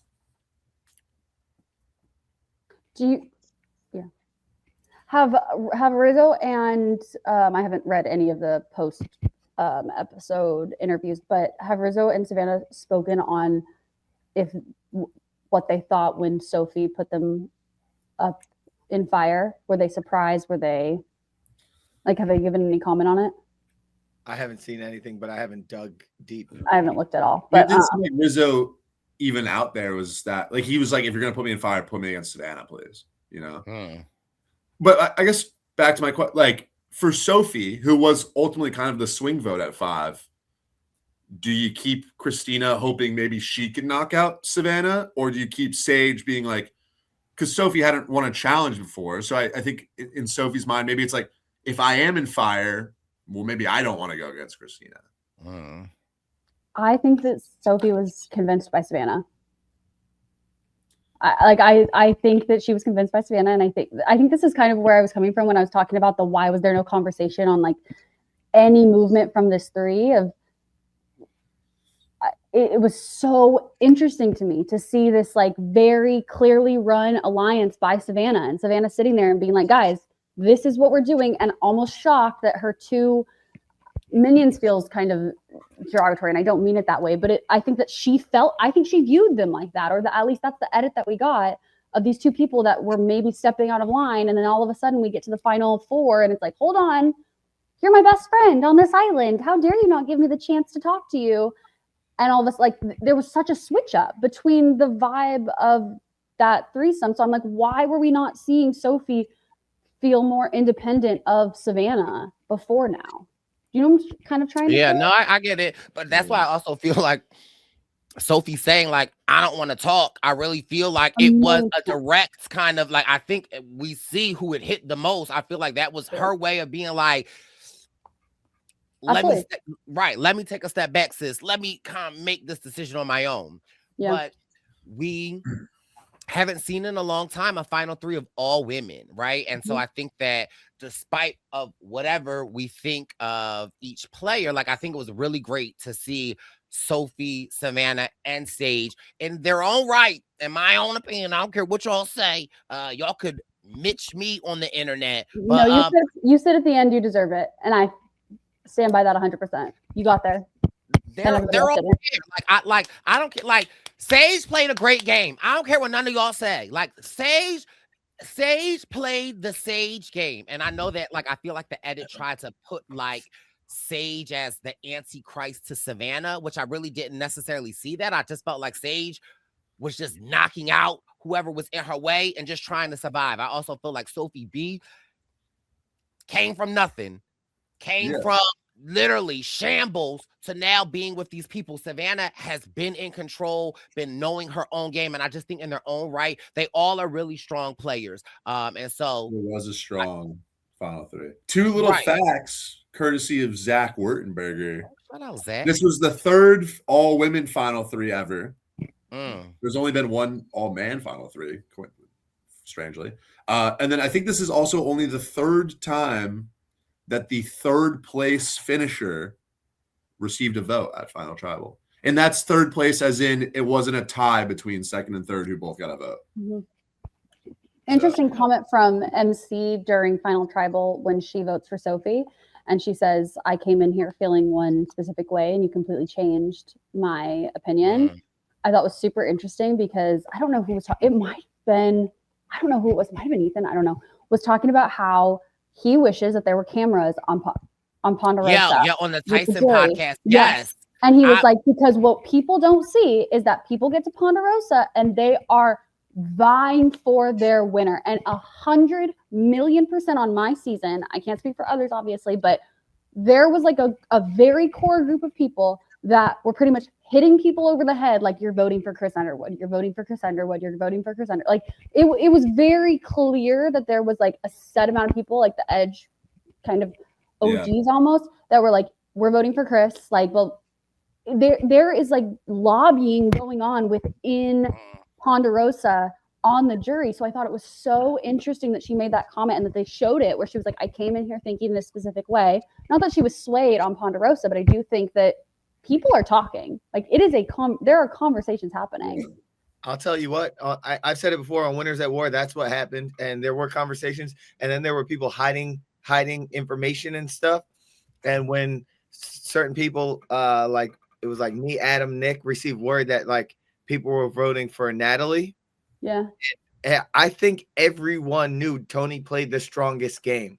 Yeah. And when we received word that people were voting for Natalie to get her second place, we who wanted to like give Michelle our votes, we were like, geez, we have to vote for Tony. That's so interesting. And it's clear. We didn't switch that up. But what I will say is also this. I am starting to reconsider. And I feel like I should have just voted for my friend at the end of that game. So like how like Jawan voted for his person, right? He voted for Sage, right? He held her down. 43, James Jones voted for Cassidy. Yeah. He held his person down. I feel like I should have held my person down and voted for Michelle on Winners at War.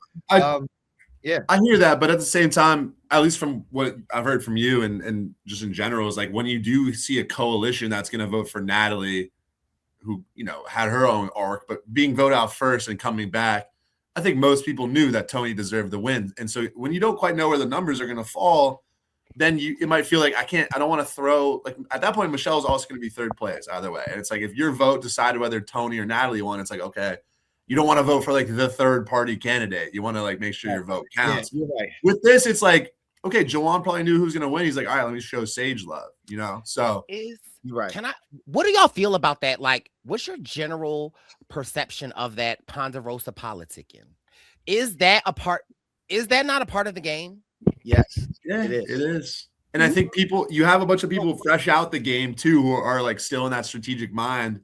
Probably they find their person and they're like, if I could ride for my person and vouch for them, feels like a win and like to them and in their own way. And you gotta feel jury management. And you got to factor in that you're sending these people off. You better be good at sending these people off. Why does it feel when we talk about it though? It's like almost a little taboo though. Like I don't because know. they don't show it because they don't show it on screen. That's what I think. Yeah. I think if they showed it on screen, we would talk about it way more, but they don't. And so it feels like from the viewer, and I'm saying this like before I was on the show, it's like we felt like these jurors were only really alive when they came to tribal council. It's like we were completely unaware of I know, right? Where you think they was doing, girl? I mean, like I don't know. I didn't think of them as of playing the game. It's like they were in my head. Honestly, when I was younger, I'm like they were off in their own little rooms, and then all of a sudden they come back alive to come to tribal. You know what I mean? Like what you don't see, you don't know, and what you don't see, we are kind of. I'm speaking for myself, growing up watching the show, what you don't see, you feel like doesn't exist. And so if we don't see that people are at Ponderosa literally making a pros and cons list, I personally was not involved in this. Kelly, Aubrey, we were not involved in this. We stayed out of that. But making a pros and cons list and then going around shoving it down people's throats of like, this is who you're voting for. It's like, which I don't think is wrong. You guys felt a certain way and that person made you feel that way or gave you enough, I don't know, belief in them to vote for them, to vie for them, great.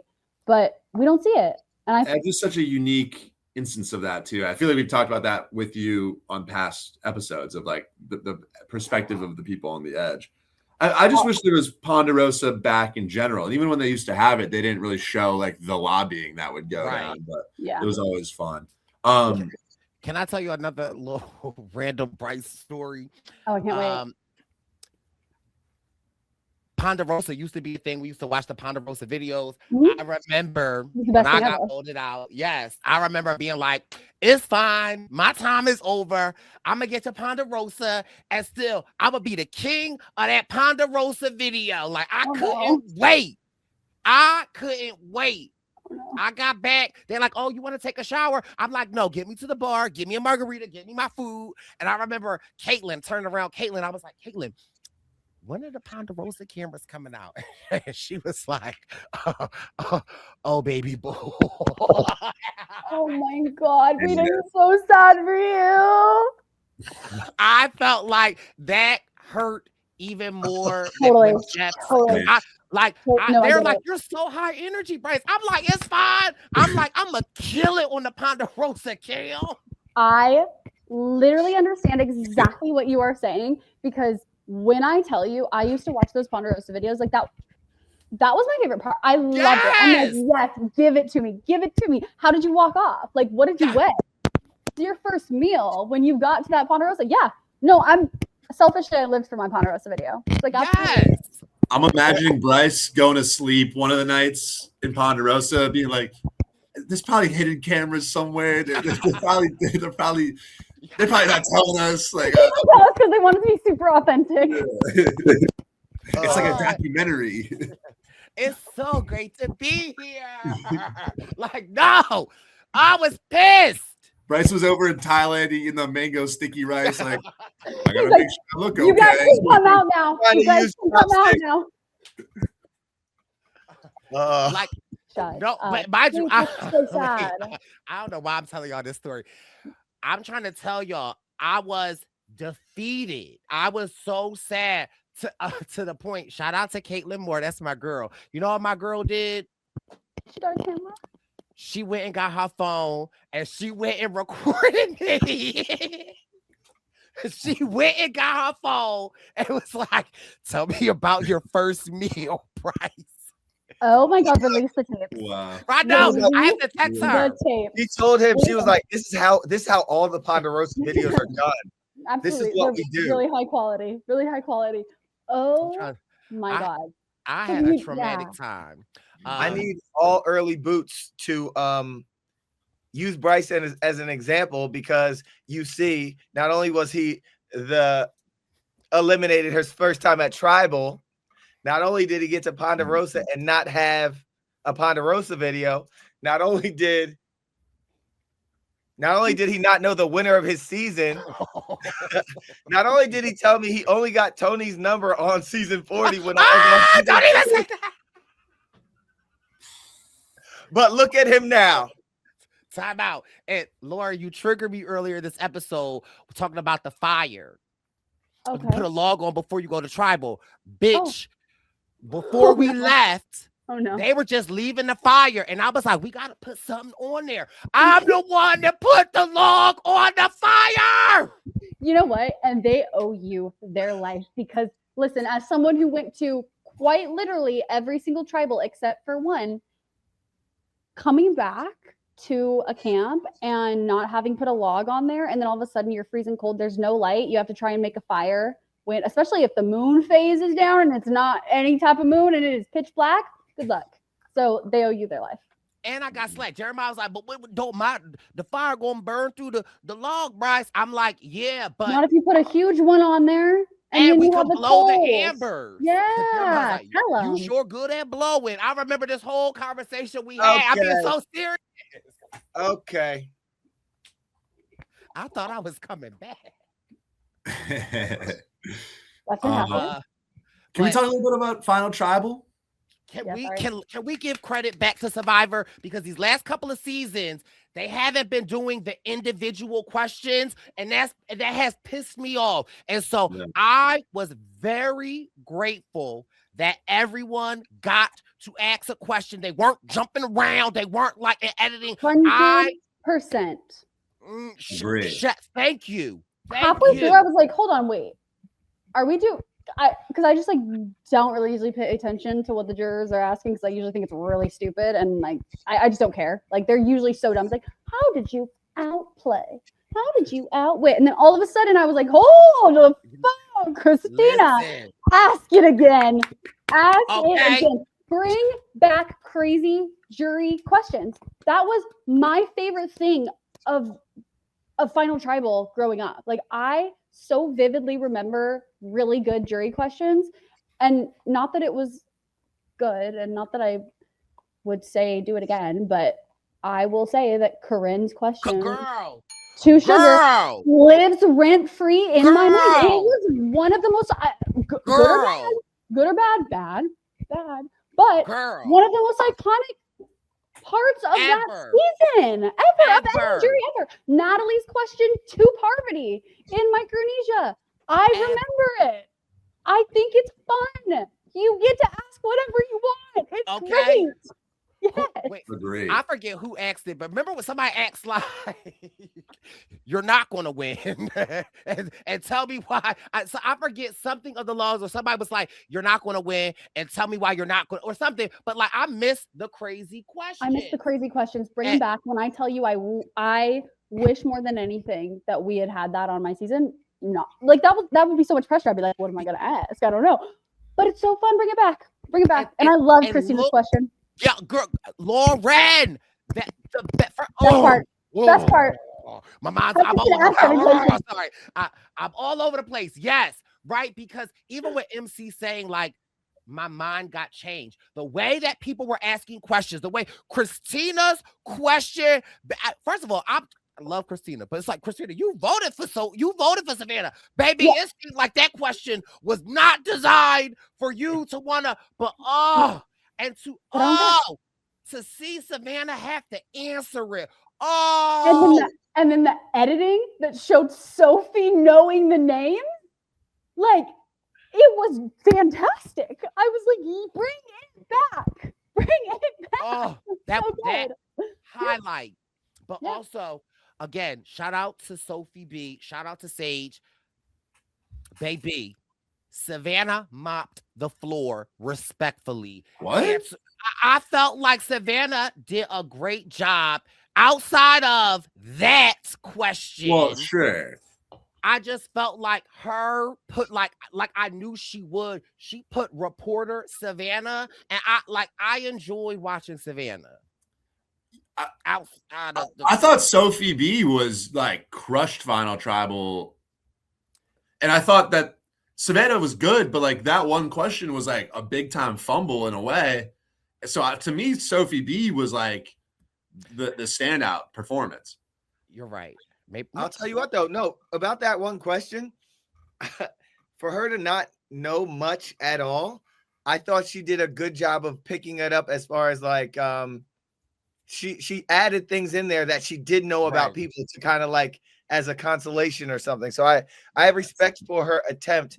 But yeah, she was like, She was like, I know you have a mom and a dad. I mean, I will say, I don't know that on day 39 or whatever, if I was sitting there, that I could have named off, and again, my jury was 50 people, so different, but like, I don't know that I could have named off the names of people, like off the cuff, like remembering names, but I 100% could have been like, you know, Carly and Gavin. Agree. So I agree with you, Wendell. I think she handled it as well as she could have. yeah, fair. Because I do agree. I agree. Sitting there in the moment, I was like, if I was in her shoes, obviously never been close, Lauren, but I feel like you can have a lot of personal conversation with someone and be like some of my best friends, I don't know like his sister's name, but I know like a lot about his family. You know what I mean? Because people will talk about like, oh, my sister did that. It's not like, oh, my sister Michelle did you know, like Christine Atkins, Ben Atkins. It's true. My question would be, do you think that your opinion of someone's final tribal council performance is swayed by your expectation of their performance? So, for example, like I would expect a past, news anchor or whatever she did in a profession in which you have to be eloquent or you have to be able to articulate your thoughts clearly to be better at tribal council than someone who doesn't do that regularly. So I would expect them to do well. Do you think that your expectation taints your overall opinion of their performance? It's a good question. Because like on my season, I would have expected Rick to absolutely kill it in Final Tribal. Like he didn't get there, but had he been there, I think he would have mopped the floor. I think that Gavin doesn't have as public a facing, or he doesn't have as a job or a day-to-day life in which he has to articulate thoughts or persuade people. Mm-hmm. And so he wasn't as used to that. I still voted for him because I thought he played the best game. But you know what I mean? Like, yeah. So, okay. I don't know if this is answering your question, but I can't handicap someone because they're not good at pleading their case in front of the jury. Totally. I guess I'm just saying, for example, you thought that Savannah did so well, and Jack says, oh, he thought that Sophie B was the standout. So I'm just asking, do you think that because watching just that episode, I would have expected Savannah to mop the floor with everybody because of the way that she gives her confessionals versus Sophie, I don't think was as compelling and or as, I don't want to say articulate or eloquent, but just I think that there was a difference to me personally of Savannah and Sophie when they were articulating their thoughts in a confessional. I would say that I would like to think that I think you make a really good point of, to me, it comes down to how do the people express their story in their own way. And so certain people might not be as eloquent, but maybe they're playing more of a social game. Maybe they're a little bit more emotional and they're able to like harness that and output it in their own way that feels authentic. Because you don't always want to be spoken to like you're like that literal jury. But I will say to Wendell's point, it's kind of hard to overlook like the potential like pizzazz that someone could just have by being a really great speaker. I guess reframing it, how compelling is it when someone surprises you by being so good at Final Tribal? You know, like how much is that going to sway you from voting for someone that was good, but you expected them to be good? Is I mean, that it what kind of reminds me of Marianne like did? I was about to say Marianne, yeah. Like Marianne came in and Yeah. I think she showed like a different side, right? Like I think something that Okay. both being surprised by their speech, but I think also being surprised really by like the contents of their speech, where Marianne was viewed as like a little bit more like whimsical and silly and like not a hardcore player. And then she comes out as like, I did this and this and this, and I took out Omer and all this. And everyone was like, damn, like she just laid it all out there. I think that's And not that she didn't do all those things, but my point being, I don't think that the jury would have expected to hear it the way they did, and the surprise level of seeing that and hearing that could have That has to play a outweighed. part. Yeah. Because you remember it, you're like, hold on, I'm a little bit off center now of what I expected, and that leaves a lasting impression versus maybe a Savannah who you're like, she was articulate and eloquent, and I knew exactly what she was doing the entire time. I'm not as surprised by what I heard, and so therefore I am not as impacted. I'm not saying that's true or not. I'm just asking. Yeah. I think it helps. I think it can help change your help give you a little more respect for that person. But I think if you're just like, wow, that person pleaded, if that person gave their case a little better than I thought they would, kudos to them. That person over there played a better game and is a beast at, you know, like Savannah is the total package. Like she has been ready for this game. She said she applied like last year after getting let go from her news position. She has been ready for this game for a long time and preparing for this game for a long time. She's been a fan forever. I also think like as you get a little older, like I don't know how old she is, but like I think Younger than you. I think you're when you're in your 30s, it's like you're primed to like really do well, to shake things We were up. talking about that. And I think with her life experience, with how well she is at speaking, with her former job, with how good she is at challenges, she's like, you don't want to sit next to this person at Final Tribal. She is supposed to win this game. You put her next to Sophie, who does have life experience, and she comes from this family of immigrants and all these things. She's younger, though. She hasn't done as much even on the show. Like Savannah did so much more and has been a news anchor. Like, it's like having a story is not as impactful if you don't know how to tell it. Yeah. And you impressed us, but my goodness, you're sitting next to a juggernaut. 1,000,000%. Yeah, it's like I don't know if you guys watch horse racing. I am objectively obsessed I'm an equestrian with Secretariat, and Secretariat they were, you know, Triple Crown, just absolutely beat every single record, holds every single record, whatever. He had like twice the size heart that any other horse had, twice the size lungs, like crazy. He ran against Sham, who had objectively would have been the Secretariat of his year had he not been running against Secretariat. And no one talks about Sham. Like he beat every single record by seconds. Like it was insane, shattered it, but he came in second because Secretariat was so far and above everybody else. So it's like, I kind of like what you're saying of no one's gonna talk about Sham because he was racing against Secretariat. Like you were probably fantastic, but you have to look at who you are racing against and who you're sitting next to. Yeah. And Absolutely.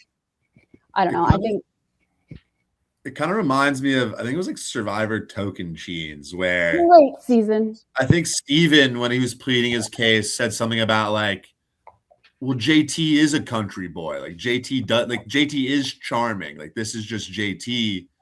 And Steven was like, this is not me. And I came out here and I adapted and I've come so far. Hopefully I'm not like misquoting. And I think that brings up sort of to your point of like, to put it in like a basketball terms, if you've got an all-star showing up to Final Tribal who consistently averages 30 points a game and they come to Final Tribal and they score 30 points a game, it's like, okay, impressive, but to be expected. Whereas maybe you have an underdog bench player, they usually score 2 points a game. They show up and they score 25. I think there's a debate where it's like, am I more impressed that this person who scores 2 comes through and has an all-time performance, or am I just impressed by like the consistent greatness of the person who does a little bit better than them. And I think someone in Token Cheese, one of the jurors, was like, we can't measure how far you've come. It's just a measurement of like where you're at. But I do think a lot of jurors might have different criteria where they're like, so-and-so, you're already great. And like, you've just been great, but this person improved so much. Maybe there's something more empathetic about that. But I do think that's like an interesting debate you kind of introduced there of like the expectation of someone's performance versus the actual. Right. And Lauren, you're horse racing, Jack, your basketball. I'm more football, and it makes me think of the Cleveland Browns with Shedeur Sanders, right? The Cleveland Browns, they suck. They've been consistently sucking. You know, Shedeur was Q4. You know, he wasn't even slated to play. And these last 3 games with the Q1 out, Q2 out, Q3 out, now he is the quarterback, and they're still losing, but he's averaging 400 yards a game throwing. And so like they're still losing by 17, but Shedeur still is making these great moves. And so like, you know, just giving the playing field, you know, just want to put my little knowledge out there. Yeah. So we talked a lot about Sophie in Savannah. What's funny, Wendell? I just like how Jack just continued the conversation. No, I agree. We got lots of sports analogies. No, it was a good comparison. It's like you're still losing, but you're doing better than the other person. Like, is there some credit to be given there? Thank you, Jack. Yeah, but I think with Sage, I mean, the standout question to Sage for me was the one from Steven, where kind of talking, and she kind of reflected on her game since the merge and how she was in this majority, but she never really capitalized on that and ends up with this group, and she kind of defends it. And it to you guys, did that, like, was it a good defense, or was it still a little bit lacking of like she could have done more both in her game and in her defense of it? I love Sage, and I feel like her response was a little lacking. And there were a couple other questions where I think that she had really good responses, but she was so short. And like, I don't think, like, I feel like she knew what the truth was in her heart, and I don't think she cared to elaborate more. And so I think it could have fit her a little better to go in a little more. I think that, but again, I also knowing Sage, right? She's not a person that's going to tell you like, you know, she's going to let it be what it be. And so like, it's true. If that answers the question. Yes. Well, it's safe to.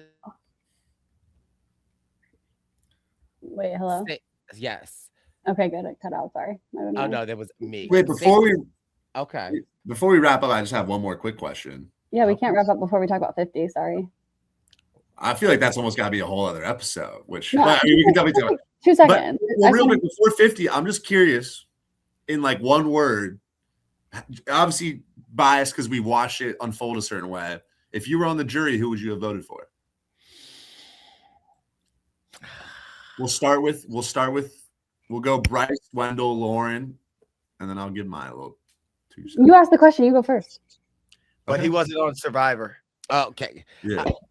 I'm just talking watching the edit. I did watch the show. Preface that with said with love. Oh, as long as there's love, it's okay. But no, I'm saying I preface this with having watched the show, which I have done before. So, and this might be a hot take. I think I would have voted for Sophie. I think I would have voted for Sophie B too. Just, and again, not I just Sophie had a fantastic episode. I'm an underdog girly, and like I think I would have voted for Sophie.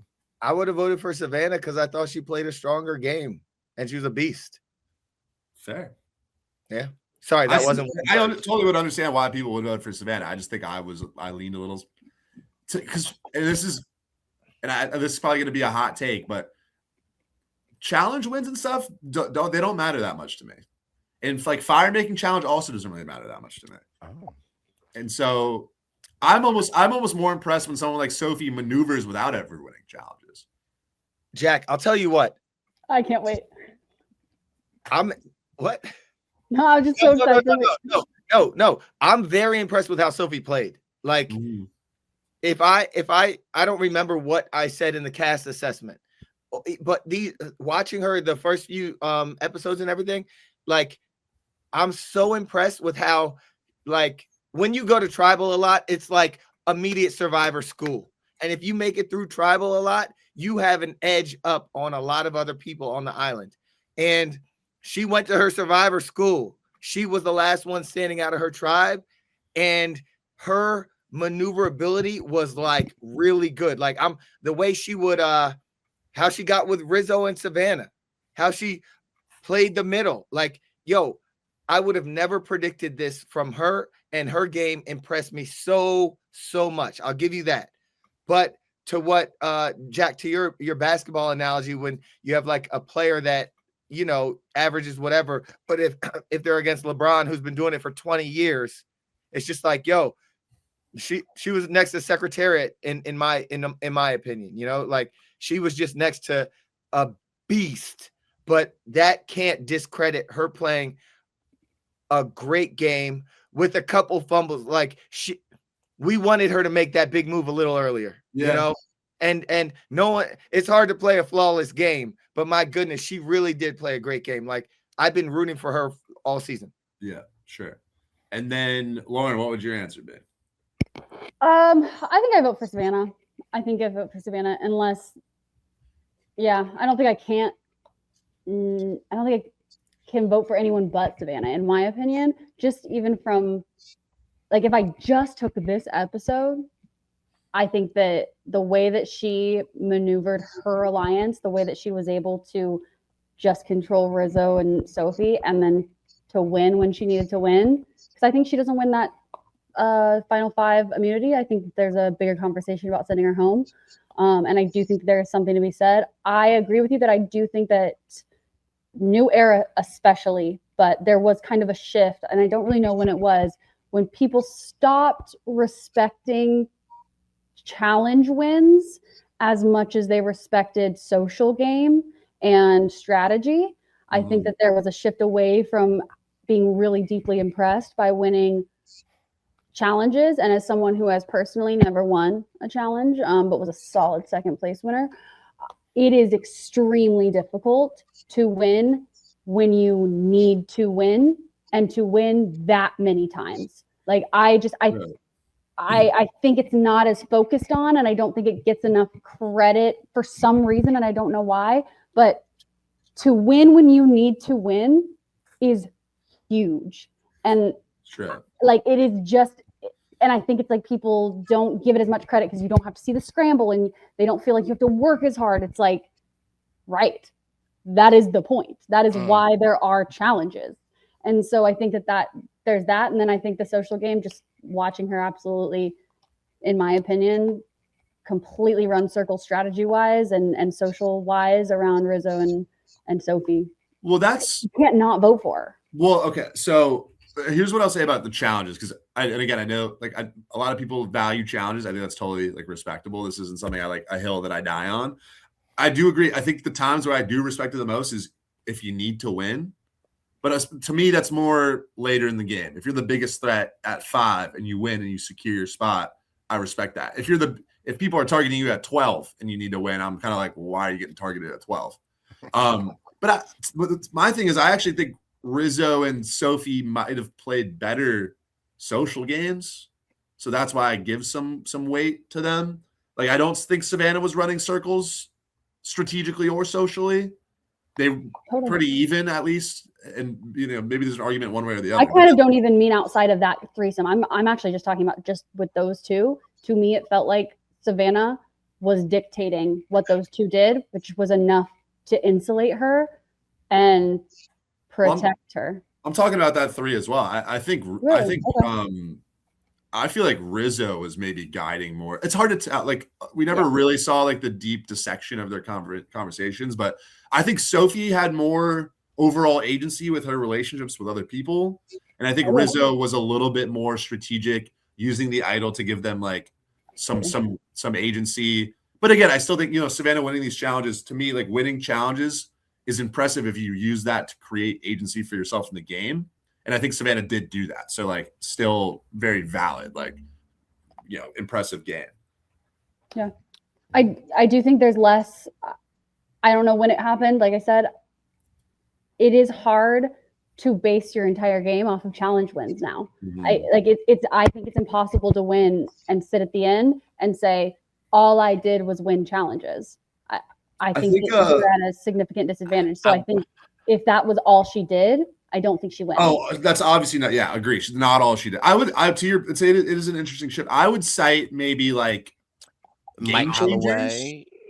Well, because Mike Holloway won a bunch and won, and then Game Changers Brad Culpepper I think won 5. Ben Driegenberg. Yeah, that's what I was gonna say, Ben. Well, what's his last name, Brice? Driegenberg. But I guess Game Changers, but Brad won like 5 and gets like 1 vote. But then I guess the very next season, Ben. But I guess it's more of like a Ben winning. But also Ben had a lot of idols. He didn't win a ton of challenges. He won maybe 2 or 3 challenges and had like 3 idols. But I think maybe that's to Lauren's point of like doing it when you need it. Like he showed up every time the jury knew he was on the ropes and he managed to get his way out of there. Whereas Brad was never really like a target because he wasn't really like running the game. And so he won a bunch, but people were like, okay, like you're just doing what Sarah tells you to do. Yeah. And you're a professional athlete. Like you should. Also true. And Savannah wins, and we have to congratulate her. And we definitely got the season 50 trailer. We got a little, we're back, guys. Did we miss us? We now officially know that Rizzo and Savannah will be joining the cast of season 50.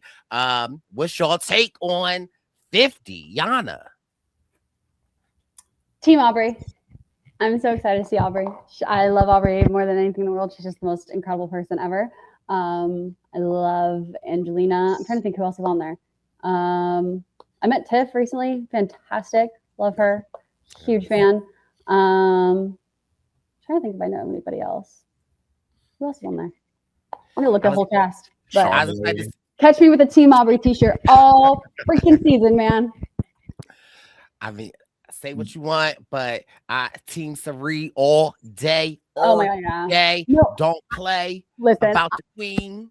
I made a video about this, and it got quite a bit of commentary on it because people aren't his biggest fan. But Colby is like an OG to me. I said this in my Survivor audition tape that when I was, I don't know how old I was when his season aired, I had Barbies and I named them Colby and Tina. And I brought them to tribal council, and I had Colby winning every time. Like, I don't care that people think he didn't play well on Heroes versus Villains. I literally don't care. That's the type of person I wanted to see on season 50 because that feels like a celebration of 25 years of Survivor. So I'm excited about it. I'm excited to see Coach. Absolutely. Bring him back. I want to see Coach. I would see Coach and Tyson. I'd watch them every season. You throw them out there once a year, I am logged on like every season. Yeah. 100%. I'm here for Coach. I grew up watching a Coach. I just can't wait to see a Coach. Charlie, obviously Quintavious, our guy Quintavious is out there. I'm excited. Angelina. Christian Ubicki. I'm very excited for the cast. I love the start of the trailer. And I think we might have to do another whole episode on like kind of a state of the union here, but as soon as you start talking about Mr. Beast and Billie Eilish Boomerang Idol and Jimmy Fallon's going to decide the fate of what are we doing? What are we doing? I could go on about this for an hour, so I'm going to save it. But I'm like, why does Survivor? Okay, I'll be straight up. Last 2 seasons, bad. Probably the worst 2 seasons of the new era, in my opinion. And the new era wasn't that good. And now 50 is the chance for things to get saved. I didn't know we were doing sunglasses. They're trying to modernize, but who are the people making these decisions to modernize Survivor? It's all the 60-year-old dudes. like what?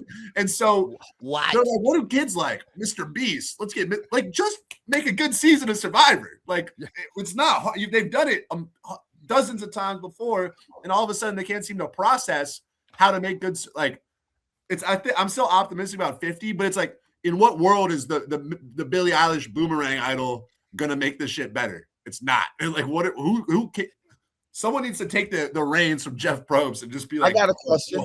Shit. Like Can we?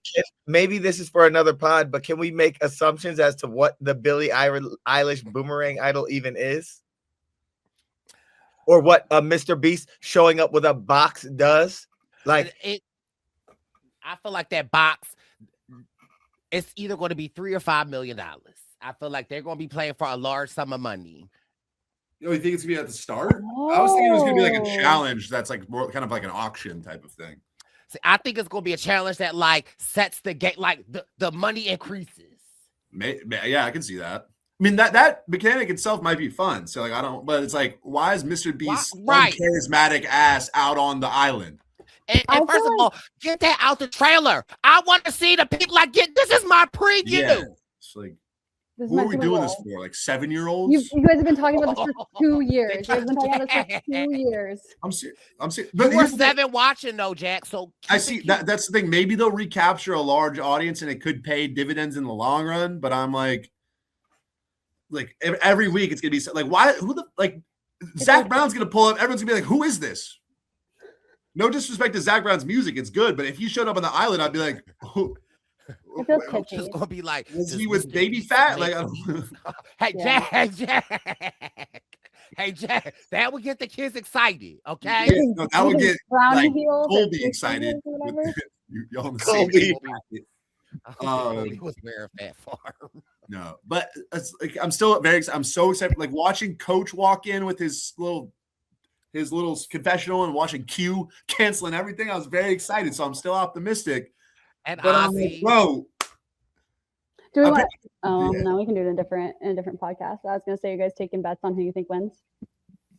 I gotta look at it again. You'll have to come back, Lauren. Okay, apparently, also, apparently with Mr. B, I don't know who said this, but someone said that when Mr. Beast was there with Jeff, apparently Jeff was like, "Yo, you don't have to yell. Everyone's paying attention to you. You can just talk." You are lying.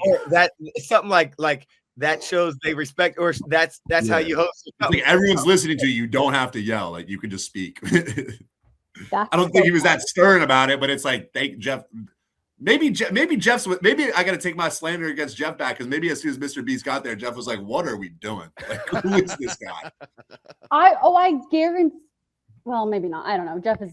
I don't know, but there's no way that was like a unilateral Jeff decision to bring Mr. Beast on there. Like, and then especially with the survivors on the new Beast. Yeah, like this is a cross-promotional opportunity. Yeah. What network is that? Amazon Prime. Amazon Prime. But it's like, I understand trying to capture a wide audience, but what about the prestige of Survivor? Like, you're dipping your toes in with Beast games. And I can't. There's only so much left. I mean, Napoleon ice cream captures a wide audience, and I mean, it's just so I'm.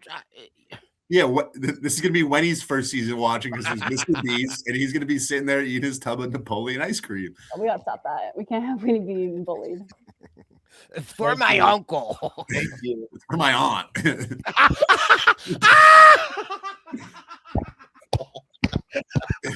Mr. Beast.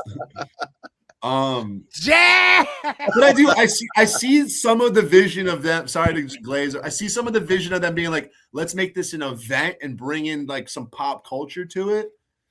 But people don't want it to be an event. People want it to be a celebration of 25 years of Survivor with the people that we know and letting them play the game and listening to their confessionals. I don't think people care if we see Mr. Beast. Agree. Well, I think the mindset, and this isn't to defend because I don't like it, but it's like to them, this is going to maybe people that don't usually watch Survivor are going to come back because they see Mr. Beast on it, because they see Billie Eilish is on it and they're going to promote it. So maybe more people are going to watch it, but it's like, I agree. It's like the sanctity of Survivor. It's like, this is the 50 is not supposed to be like the mass appeal. I don't need to see Zach Brown giving 5 confessionals when Christian Hubicki isn't getting 2. Yeah. The only thing I'll say to that is like, I'm thinking if this show has been on for 25 years and people are like, oh, what's Jeff's timeline type of thing? And like, oh, I don't like the show. Oh, it's whatever. They do a good job at grabbing the younger audience. That's how this show stays so relevant. And for them, it's like, all right, this is a celebratory season. I'm just assuming, let's bring these inputs. Like Mr. Beast has a gargantuan following. He's hot as fish grease. He's, you know, so it's like, all right, let's bring this guy in so these fresh eyes can come. Let's bring the Billie Eilish talents. Let's bring these people, the Zach Bryan, what's his name? Zach Bryan? Zach Bryan. Zach Bryan is a different guy who would have been a better get, but you know. Well, let's bring these in to get these eyes on this thing that it's like, let's reinvigorate this thing. True. Totally. I guess. I get the marketing of it. No, I agree. It might help the longevity. So if this helps Survivor stay on for 10 more years, it's a business. I could live with it. But I don't know. I just feel like there's other ways to do that isn't like the Billie Eilish boomerang idol. Like Colby's ass is gonna be in the woods and find that and be like, who the hell is Billie Eilish? And that's gonna be a hilarious moment. It's gonna be great. It's gonna be great TV. But there's gonna be we're living in a timeline where it's gonna be like, can you believe that Jimmy Fallon saved the Riz God tonight on Survivor while Mr. Beast was there? Like, and that's not even a real sentence. Well, nevertheless, we'll be here covering and watching it, and while 50 is on the horizon, it is still Savannah's time, and we here at the Survivor News want to give a huge shout out to Savannah and the final 3, all women. We love to see it. Sage, Sophie B, and Savannah. Congratulations, Savannah. Lauren, as always, a holiday and end of season treat. Wendeezy, Jack. Always a pleasure. I'm Brice. Thank you all. Happy holidays. The baby voice will be back. We appreciate you listening and supporting and writing for us. And we'll be back with some preseason content with you soon. Be safe. Happy holidays. And au revoir. And I think I won our draft, by the way. Jack, you have to actually play Survivor to win it. But listen, we'll be back. Get your Napoleon ice cream. We'll be back. Bye.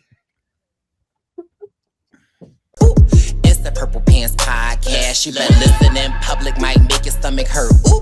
It's the Purple Pants Podcast. You're trying to unwind, you better get that box wine. It's the Purple Pants Podcast. You're trying to get your snack, you better hurry right back though. It's the Purple Pants. It's the Purple Pants.